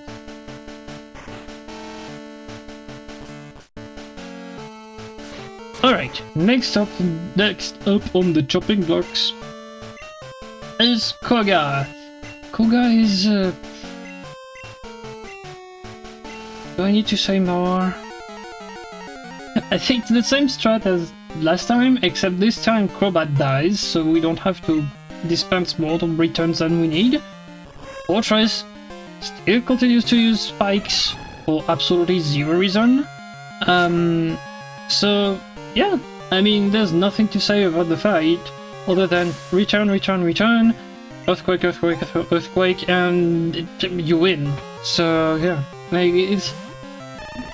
there's triple return, triple equake, and yeah.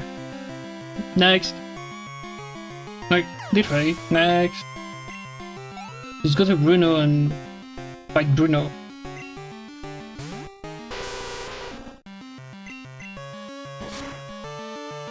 But like, there's nothing to say about it. The fight is uninteresting. Now it's uninteresting because nothing survives. Well, Fortress survives, but you know what he does. Spikes! That's what he does. So absolutely nothing. Yeah.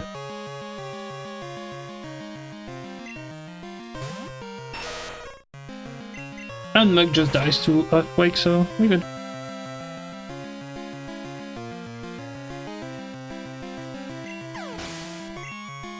Again, nothing to say too much about the fight.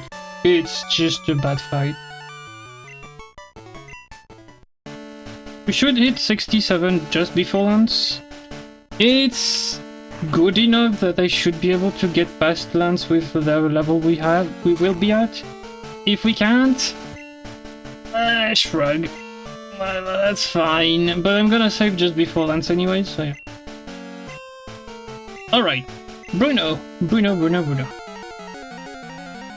One Pokemon will do some damage. It's the Hitmontop at the start, because the only move he does is Quick Attack for some reason. Usually he digs, but not this time. This time he Quick Attacks. It's very consistent, it does about 9 damage, so yeah, yippee. But from then on, like, it's just a series of one-hits. You will have seen it, because it's in it's probably in the description. But the first run through, I've commented the fight, and you've seen that Machamp doesn't die to return. So you would be not surprised to learn, seeing how Machamp had very little HP when he survived, that now he dies to return. So yeah, there's nothing to say about the fight, it's just return, and Earthquake, and that's it.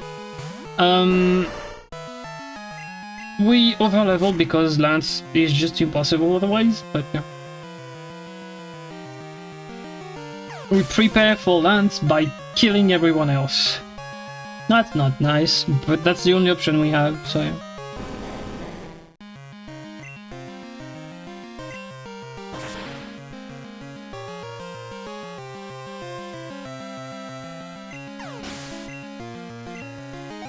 Alright. Up for the next one. And the last possible miss of that run of the 8-4.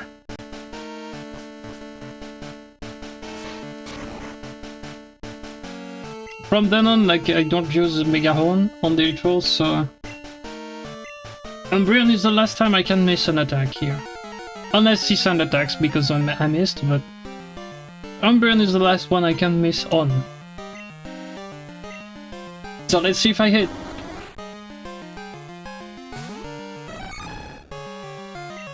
Umbreon Mega Horn hits.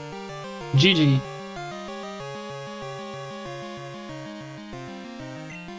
Because now there's a slight change of strategy. I don't want to risk getting paralyzed and just die. So instead of hitting Mega Horn, I go back up to return. And I kill the Vileplume and the Crow with return, and that's enough. I have 9 return for Lance, and that's enough to win against him. Because the other two are just Earthquake. So you Earthquake, return Earthquake at the end of Karen. So if you didn't miss, you should get through. There's no reason why you shouldn't. So yeah. Nothing to say about Karen, other than don't miss Mega Horn on Umbreon, because otherwise you're gonna run into trouble.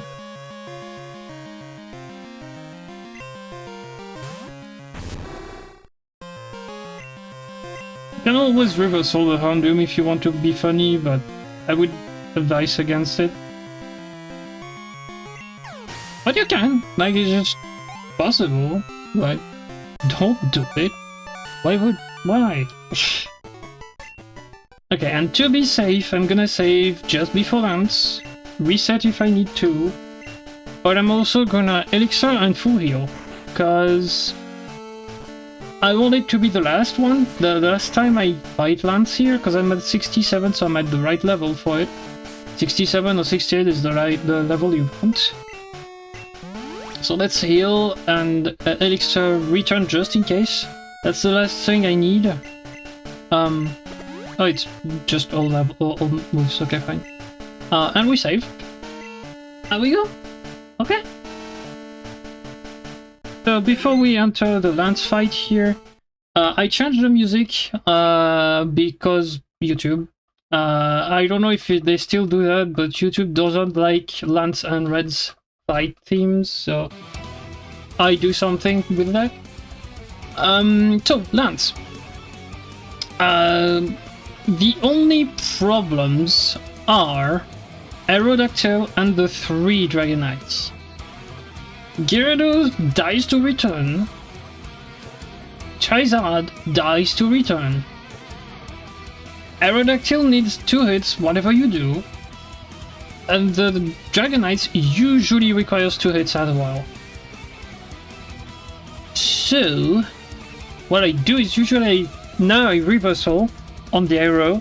I take wing attack because that's what he does. And I reversal again because I got damaged so much that I usually am in range for the 2 hit. Yep. Now I return on the Charizard and I return the rest of the fight.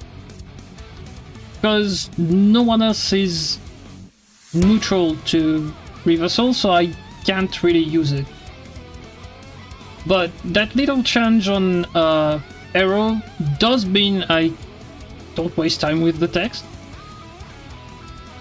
the whole fight now. So yeah. Careful of that Dragonite, he has Fire Blast. And he's gonna full restore as well. So yeah.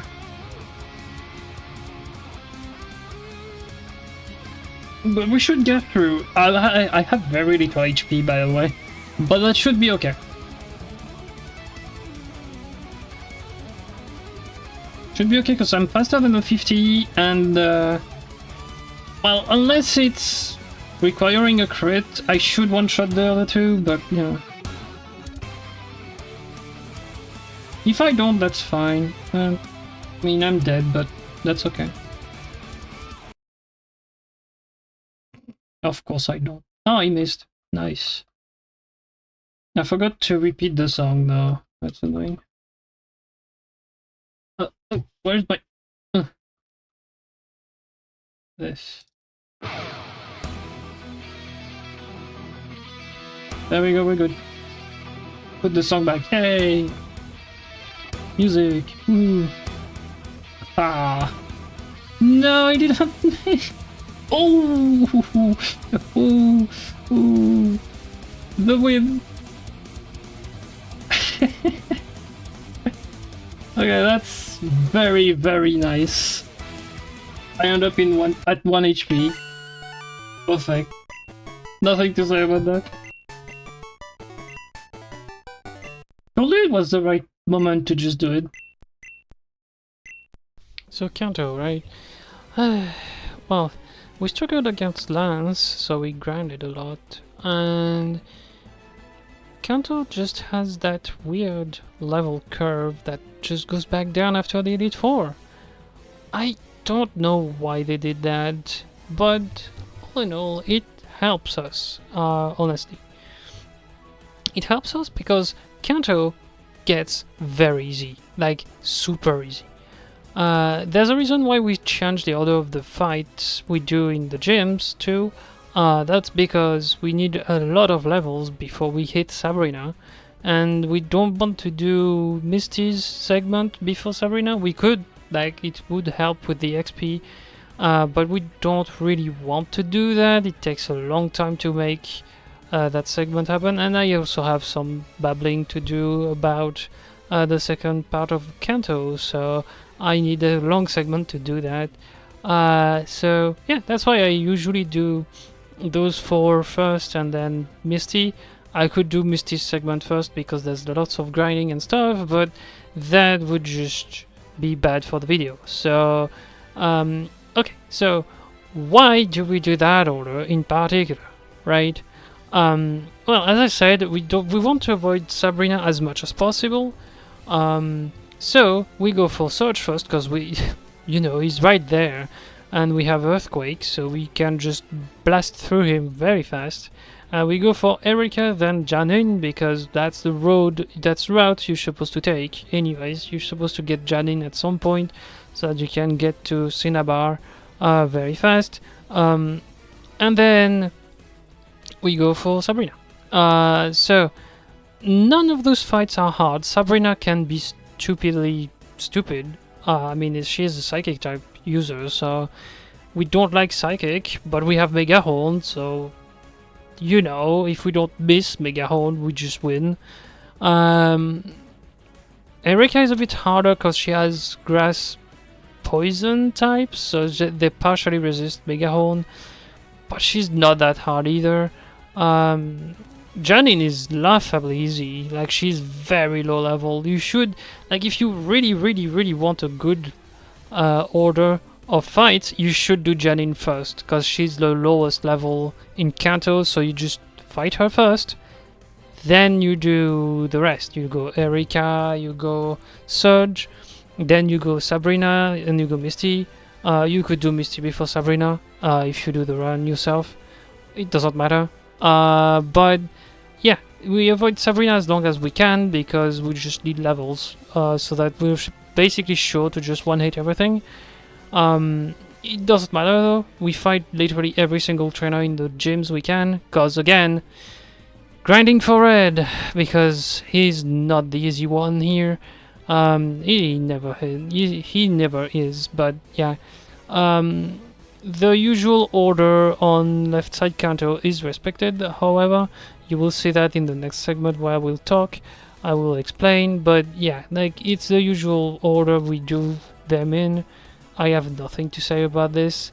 There's a little surprise as well, I will say that next time on the next segment, but yeah, like there's absolutely nothing new here. The segment is the same, just with a different gym order. Again, I could put Sabrina last on that segment in particular. I didn't do it because I don't care, but you could do that. If you want, you could go, as I said, Janine, Erika, Surge, Misty with her segment, and Sabrina. I don't know if it will optimize anything, but honestly, it's not bad. It's not super... But I mean, it's not super hard to do, and Kanto is not hard. I mean, you just fought Lance with his level 50 and 47s, and you land on Surge, who has only level 40 and 42s, and Janine has level 30, so yeah. Easy Kanto, at least. Okay, Surge, you're gonna get Earthquake to Oblivion. Because that's what I like to do, haha.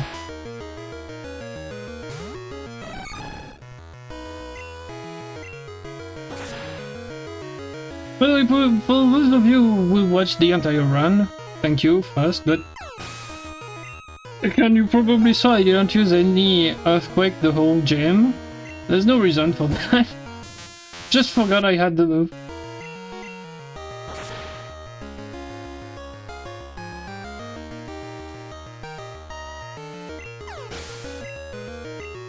Well, no, I didn't forget I had the move. It's just that other than Magnemites, I had no reason to move from return, so I just clicked return, that's all.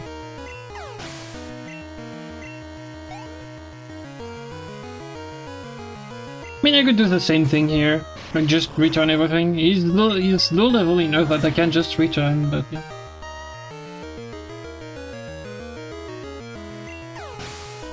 Like, the only one that I can't return is Magneton.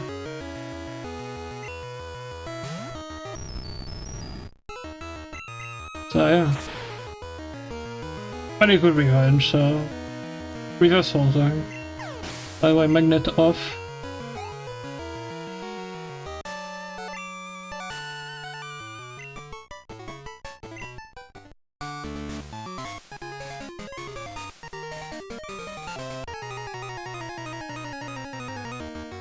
Erika! Erika.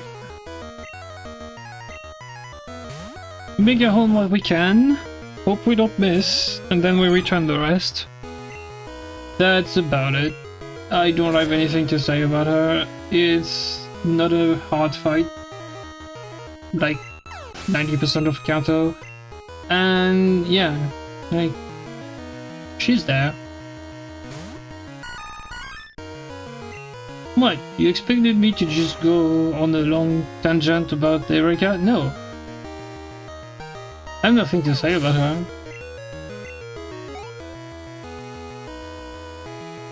Just make a hole when you can, return the rest of the time, and you win.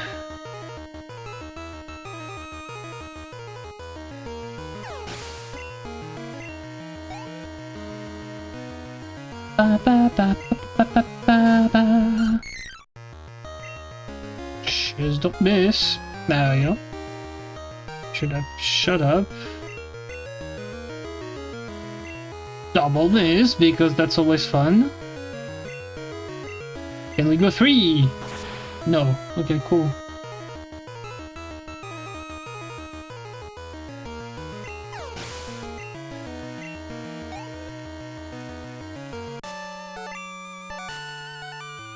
And yeah, we win. Nothing to say about it.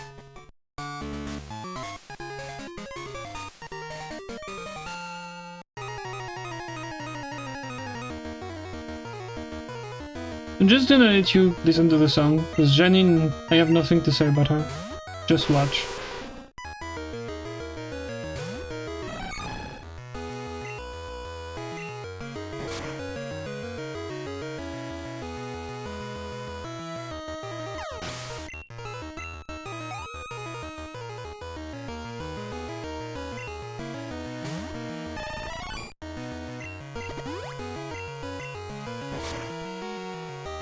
But that's the first time I've seen her do that. She don't change anything, but, you know. They're the first for everything.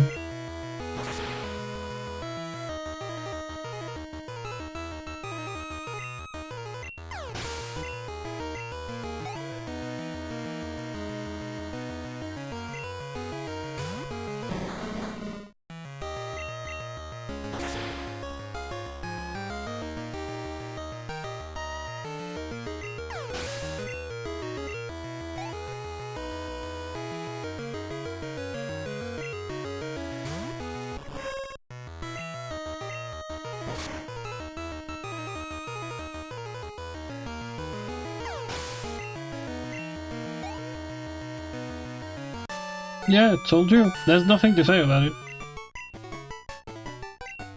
5 clicks, 5 attacks, 5 KOs. Easy.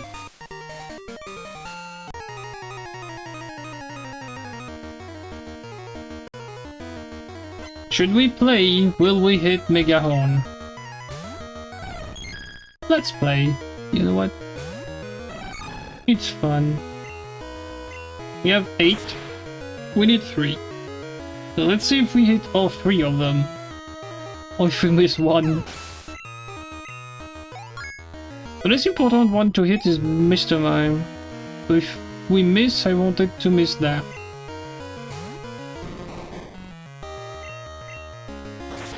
Okay, so now I don't want to miss the last one.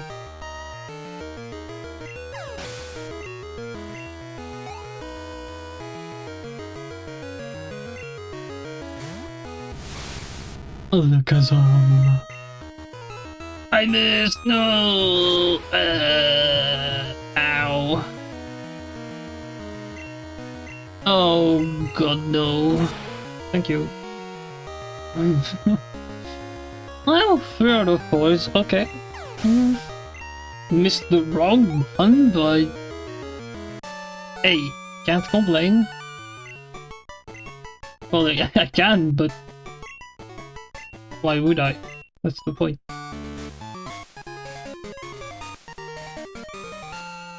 So after Misty and Snorlax, we go for left side Kanto. By the way, something I forgot to say is, just pretty please, can you just comment what you want next? Who you want next? Like the video and subscribe please? Like, that would be nice. But anyways, as soon as we hit left side Kanto, what we do is we go for Brock, because he's right there at the exit of Diglett's. So we just fight him. And while we're here, we go for Rival 6. Again, red and Rival is not hard. Even adding the... even if he adds the Alakazam here and everything is fully evolved, it's not hard. You don't have any problems with this. You should be fine. So, Brock and Rival 6, while we are in Pewter, and then we go straight down to Cinnabar. We shake Blue off of Cinnabar, because he was there just to observe the volcano, because boom, lol, the volcano exploded. And then we go to Seafoam to fight Blaine. Blaine is probably the most dangerous gym leader of the run, except not really. We have Earthquake for him, and even if we didn't, I mean, we have Reversal for Magcargo, and then the other two would probably die to some amount of strengths. It would be a bit more tense because you would take more damage, but I mean, it's still possible. It's still possible, but Earthquake makes it fairly trivial, honestly. Blue, however, is a bit all over the place. For starters, is way higher level than any other gym leaders in Kanto. The second thing I have to say is Pidgeot as a lead is just bad for us. We don't like flying types, we don't have anything against flying types really, so it's strength until he dies. He has a flying move to hit you with, and he can mirror move too, so be very careful with this. After that, nothing should be resisting you. You have Equake for both Arcanine and Rhydon, you have Megahorn for Executor and Alakazam. He has nothing for you. Gyarados is fine too, he shouldn't do too much damage. From experience, I think he does like Rain Dance or something like this. Like, it does nothing, basically. It doesn't do any damage. The fight is far from being easy. You can pick up the leftovers if you want to be absolutely sure you get through, but you should not need them, honestly. But Blue is probably the hardest fight in Kanto until you hit, well, the next fight we do. But yeah, like, there's nothing to say about this segment. It's the usual order with way more grinding beforehand. So we are way higher level. Even with a bad moveset, that segment just does nothing for us. And we're just preparing for red because ow, ow, ow, ow, red. Also, why don't we do Blaine last? Because we don't have a fly spot for Blaine. We would need to go Cinnabar and go back to Seafoam to fight Blaine. So we do fight Blaine while we're at Cinnabar because we're right there, we just surf instead of coming back and using a menu, which you know about it at this point. It's very clunky, so I don't like to use it. Anyways, the last thing I have to say is red. Red has multiple ways of dealing a lot of damage to you, but I will go into detail with the next segment. Hopefully getting everything out of the small amount of time I have to tell everything. Okay? Maybe I'm wrong, maybe I don't need to worry. Like, I'm not worrying about Misty, because Misty is... Misty, she's easy.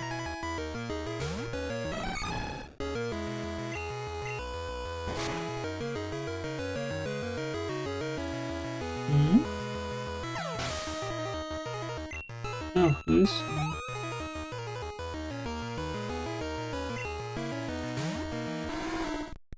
nothing. I was checking my phone. Yeah.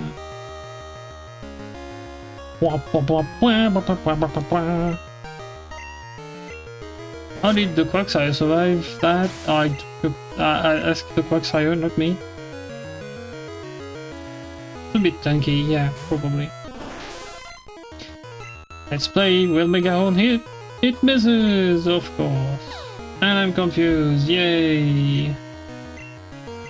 Let's not worry about my head now. Oh, of course I hit myself.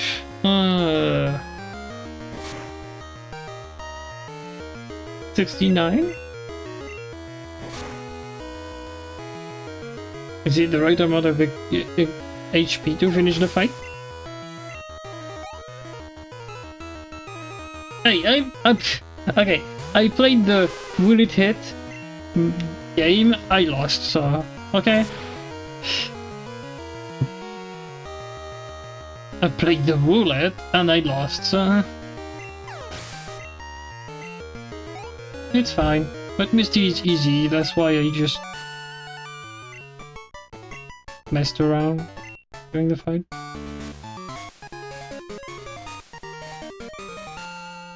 Okay, so I don't have much time, so I'm not gonna dilly-dally too much. So, Red. What's the danger on Red? Well, it's not Pikachu. Pikachu can die to pretty much anything you have in your moveset at this point, so Pikachu. Espeon can be a bit of trouble though. He can set up Reflect, which helps Snorlax afterwards. Tank pretty much everything. Also, Psychic, so yeah, be careful. He can... I don't remember if he can survive Mega Horn with the rare candies, but yeah, be very careful. Snorlax tanks a ton, even without Reflex. So, just pounce on him with Reversal and just never let up, because like, he can kill you very easily anyways. Blastoise is easy. It's a bit like the Gyarados on Blue. Like, he will Rain Dance and then Surf, but he usually dies in 2 hits, so he will just Rain Dance. Venusaur also is very easy. Like, he usually Solar Beams, and even if he doesn't, he probably does absolutely nothing to you. You resist a lot of things. So yeah. The other problem in the team, however, is Charizard. And guess what? It's the same as the Lance fight. Flamethrower and Wing Attack. Yeah, massive damage. So be very careful with the Charizard and just hope you can KO it very fast. Now, if you're at the right level, you should be getting through very easily, and you get this fight here.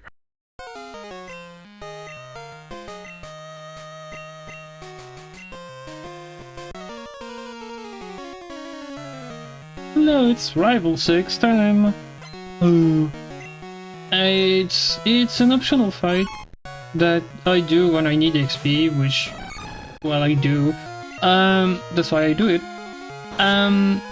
It's not that hard. Like, it's not high level, per se. It gives a lot of XP though, so that's fine. But yeah, there's nothing much more to say other than like just hit the mon with a move that can hit the mon and you win. Like for example, don't hit Gengar with return. Like you just, yeah. Makes sense, right? But yeah. Let's play will it hit. It does. Good.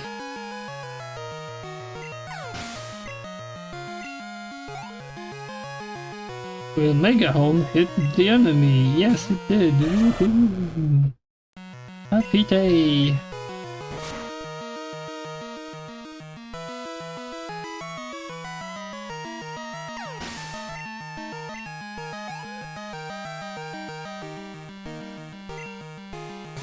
Magnet on. I'm gonna do magnet off. There we go. And we won. I can't even use the earthquake on magnet on, by the way. You're not supposed to. You can.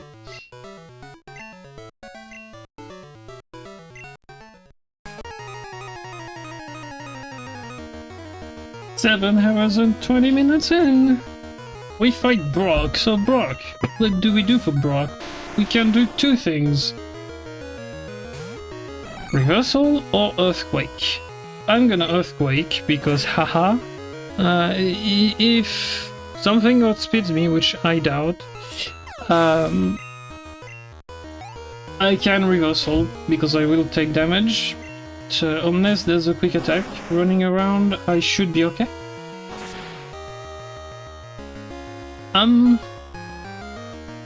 Huh, that's Interesting. We might run it down to the wire between Heracross and Espeon in terms of speed. Because there's very little left of the run right now. And Espeon still hasn't finished. So yeah. Might be down to the wire between the two, but...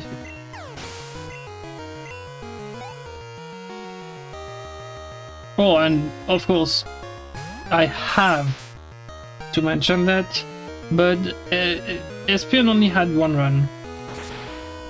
That's the second one, the second full one I do with Heracross, so Heracross has a tiny bit of an advantage here. Also, Espeon is literally the second Pokemon I played with, so yeah. Kinda have a bit more experience with what I'm doing, so yeah.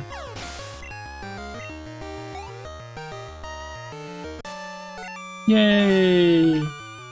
Yay! I fought Brock and I won! Of course I won, why would I lose?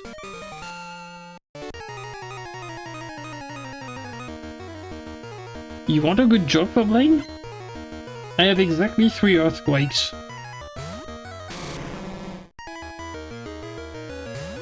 That's the joke, I only need 3, so... I played it the exact way I should have played it.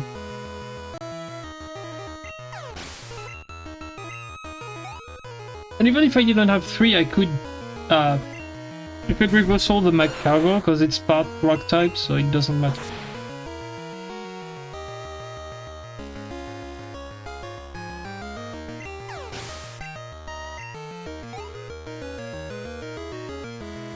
We get 76, no problem then.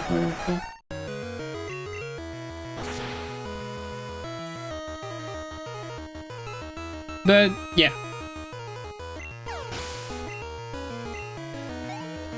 That's the funny thing.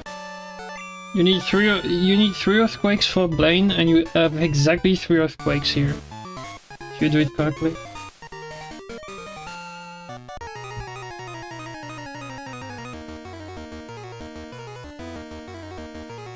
Alrighty, Blue, to go. Well, Blue, I don't need to do much. Well, I don't need to talk about it too much, because... I mean, the fight is gonna talk for itself, gonna speak for itself. Just so you know, we won't fight from dawn, and Espeon just finished red. So, it's gonna be about like 2 or 3 minutes. I'm gonna be like about 5 minutes behind. Not that far. So, yeah, that's cool. But again, I'm gonna insist on that, I did that during Blaine. But that's the second Heracross run. Espeon only had 1 full run, so if I run it the second time, maybe the time would be lower. There we go.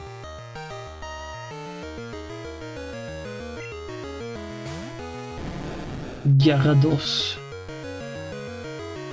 Yes.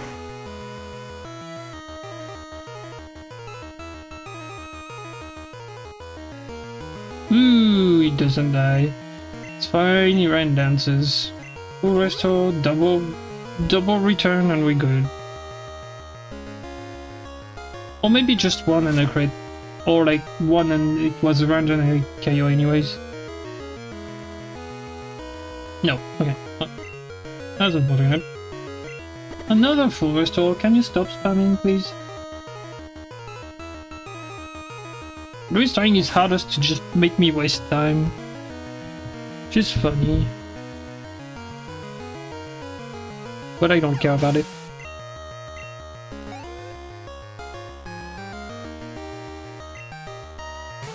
Okay. Will it hit? Well, let's play Will It Hit Part 2! It misses, of course it does. And he misses as well. Let's try again! Yay! We struck the Executor! Woohoo! But yeah, like Blue is just not a super hard fight. You just have to hit the moves at the right spot at the right time, the right way and stuff like this. Just not miss Mega Horn. And you win. Nothing hard to do.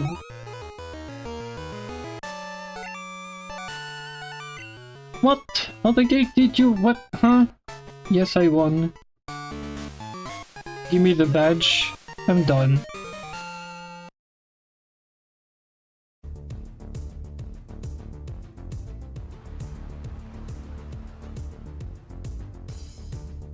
Okay. So, Red starts off with Pikachu, level 81. We just earthquake the Pikachu. Because why would we do anything else? Goodbye, Pikachu. Alright. Should be Charizard, right? No, Venusaur. Why?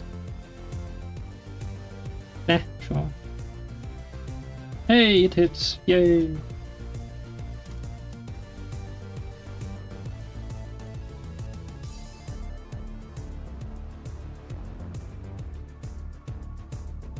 I need one for Espeon though. Zard is return. Like I have nothing else for Charizard, so yeah.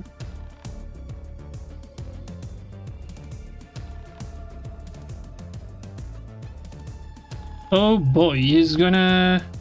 What is he gonna do? Full restore? Well, that's gonna kill the Snorlax with reversal, so we're good. But, ouch, I better hit the Mega Horn on Espeon, because otherwise I die. Good. Oh yeah. Can I reversal the Blastoise though? I might just get wrecked if I do that. I will try. Hello, Snorlax.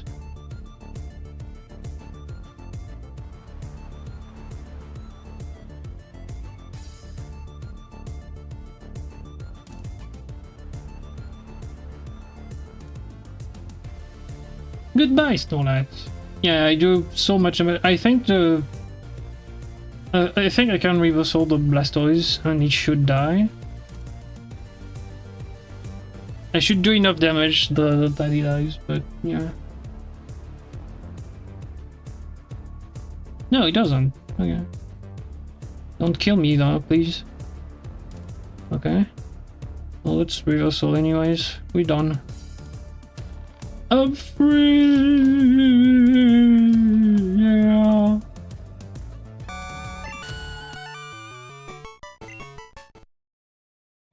Hooray! So, where does Heracross land? Well, nowhere near Mew, because, like, you know, Mew is faster because he can run elemental punches and pretty much everything. So, yeah, and also Mew didn't have to grind a lot, so yeah. Typhlosion? No chance either. Typhlosion was fairly fast in Kanto and wasn't really grindy. It could be, but like it's not really grindy. So how does it compare to Espeon? Because we know Espeon grinding a lot as well, so how does it compare to Espeon? Well, it's behind. I mean, Espeon only has one run. I don't know if Heracross has more than one done, but that particular run is 10 minutes behind the Espeon run we have on the channel. So Espeon is faster, could be made faster if we grinded the run a tiny bit. So yeah, I mean, Espeon gets very good moves very fast too, while his moveset is very garbage at the end of the day. Espeon is just faster learner and deals way more damage, and also special is very good in Gen 2, so yeah, it doesn't make any sense to say Heracross is first. So yeah, Heracross dead last, 10 minutes behind Espeon. With this being said, next one promises to be interesting. It's a Pokemon that has been asked for, and also I could say it's a nice dessert, I guess. It's a single type mon with a pretty good move pool, so will it be faster?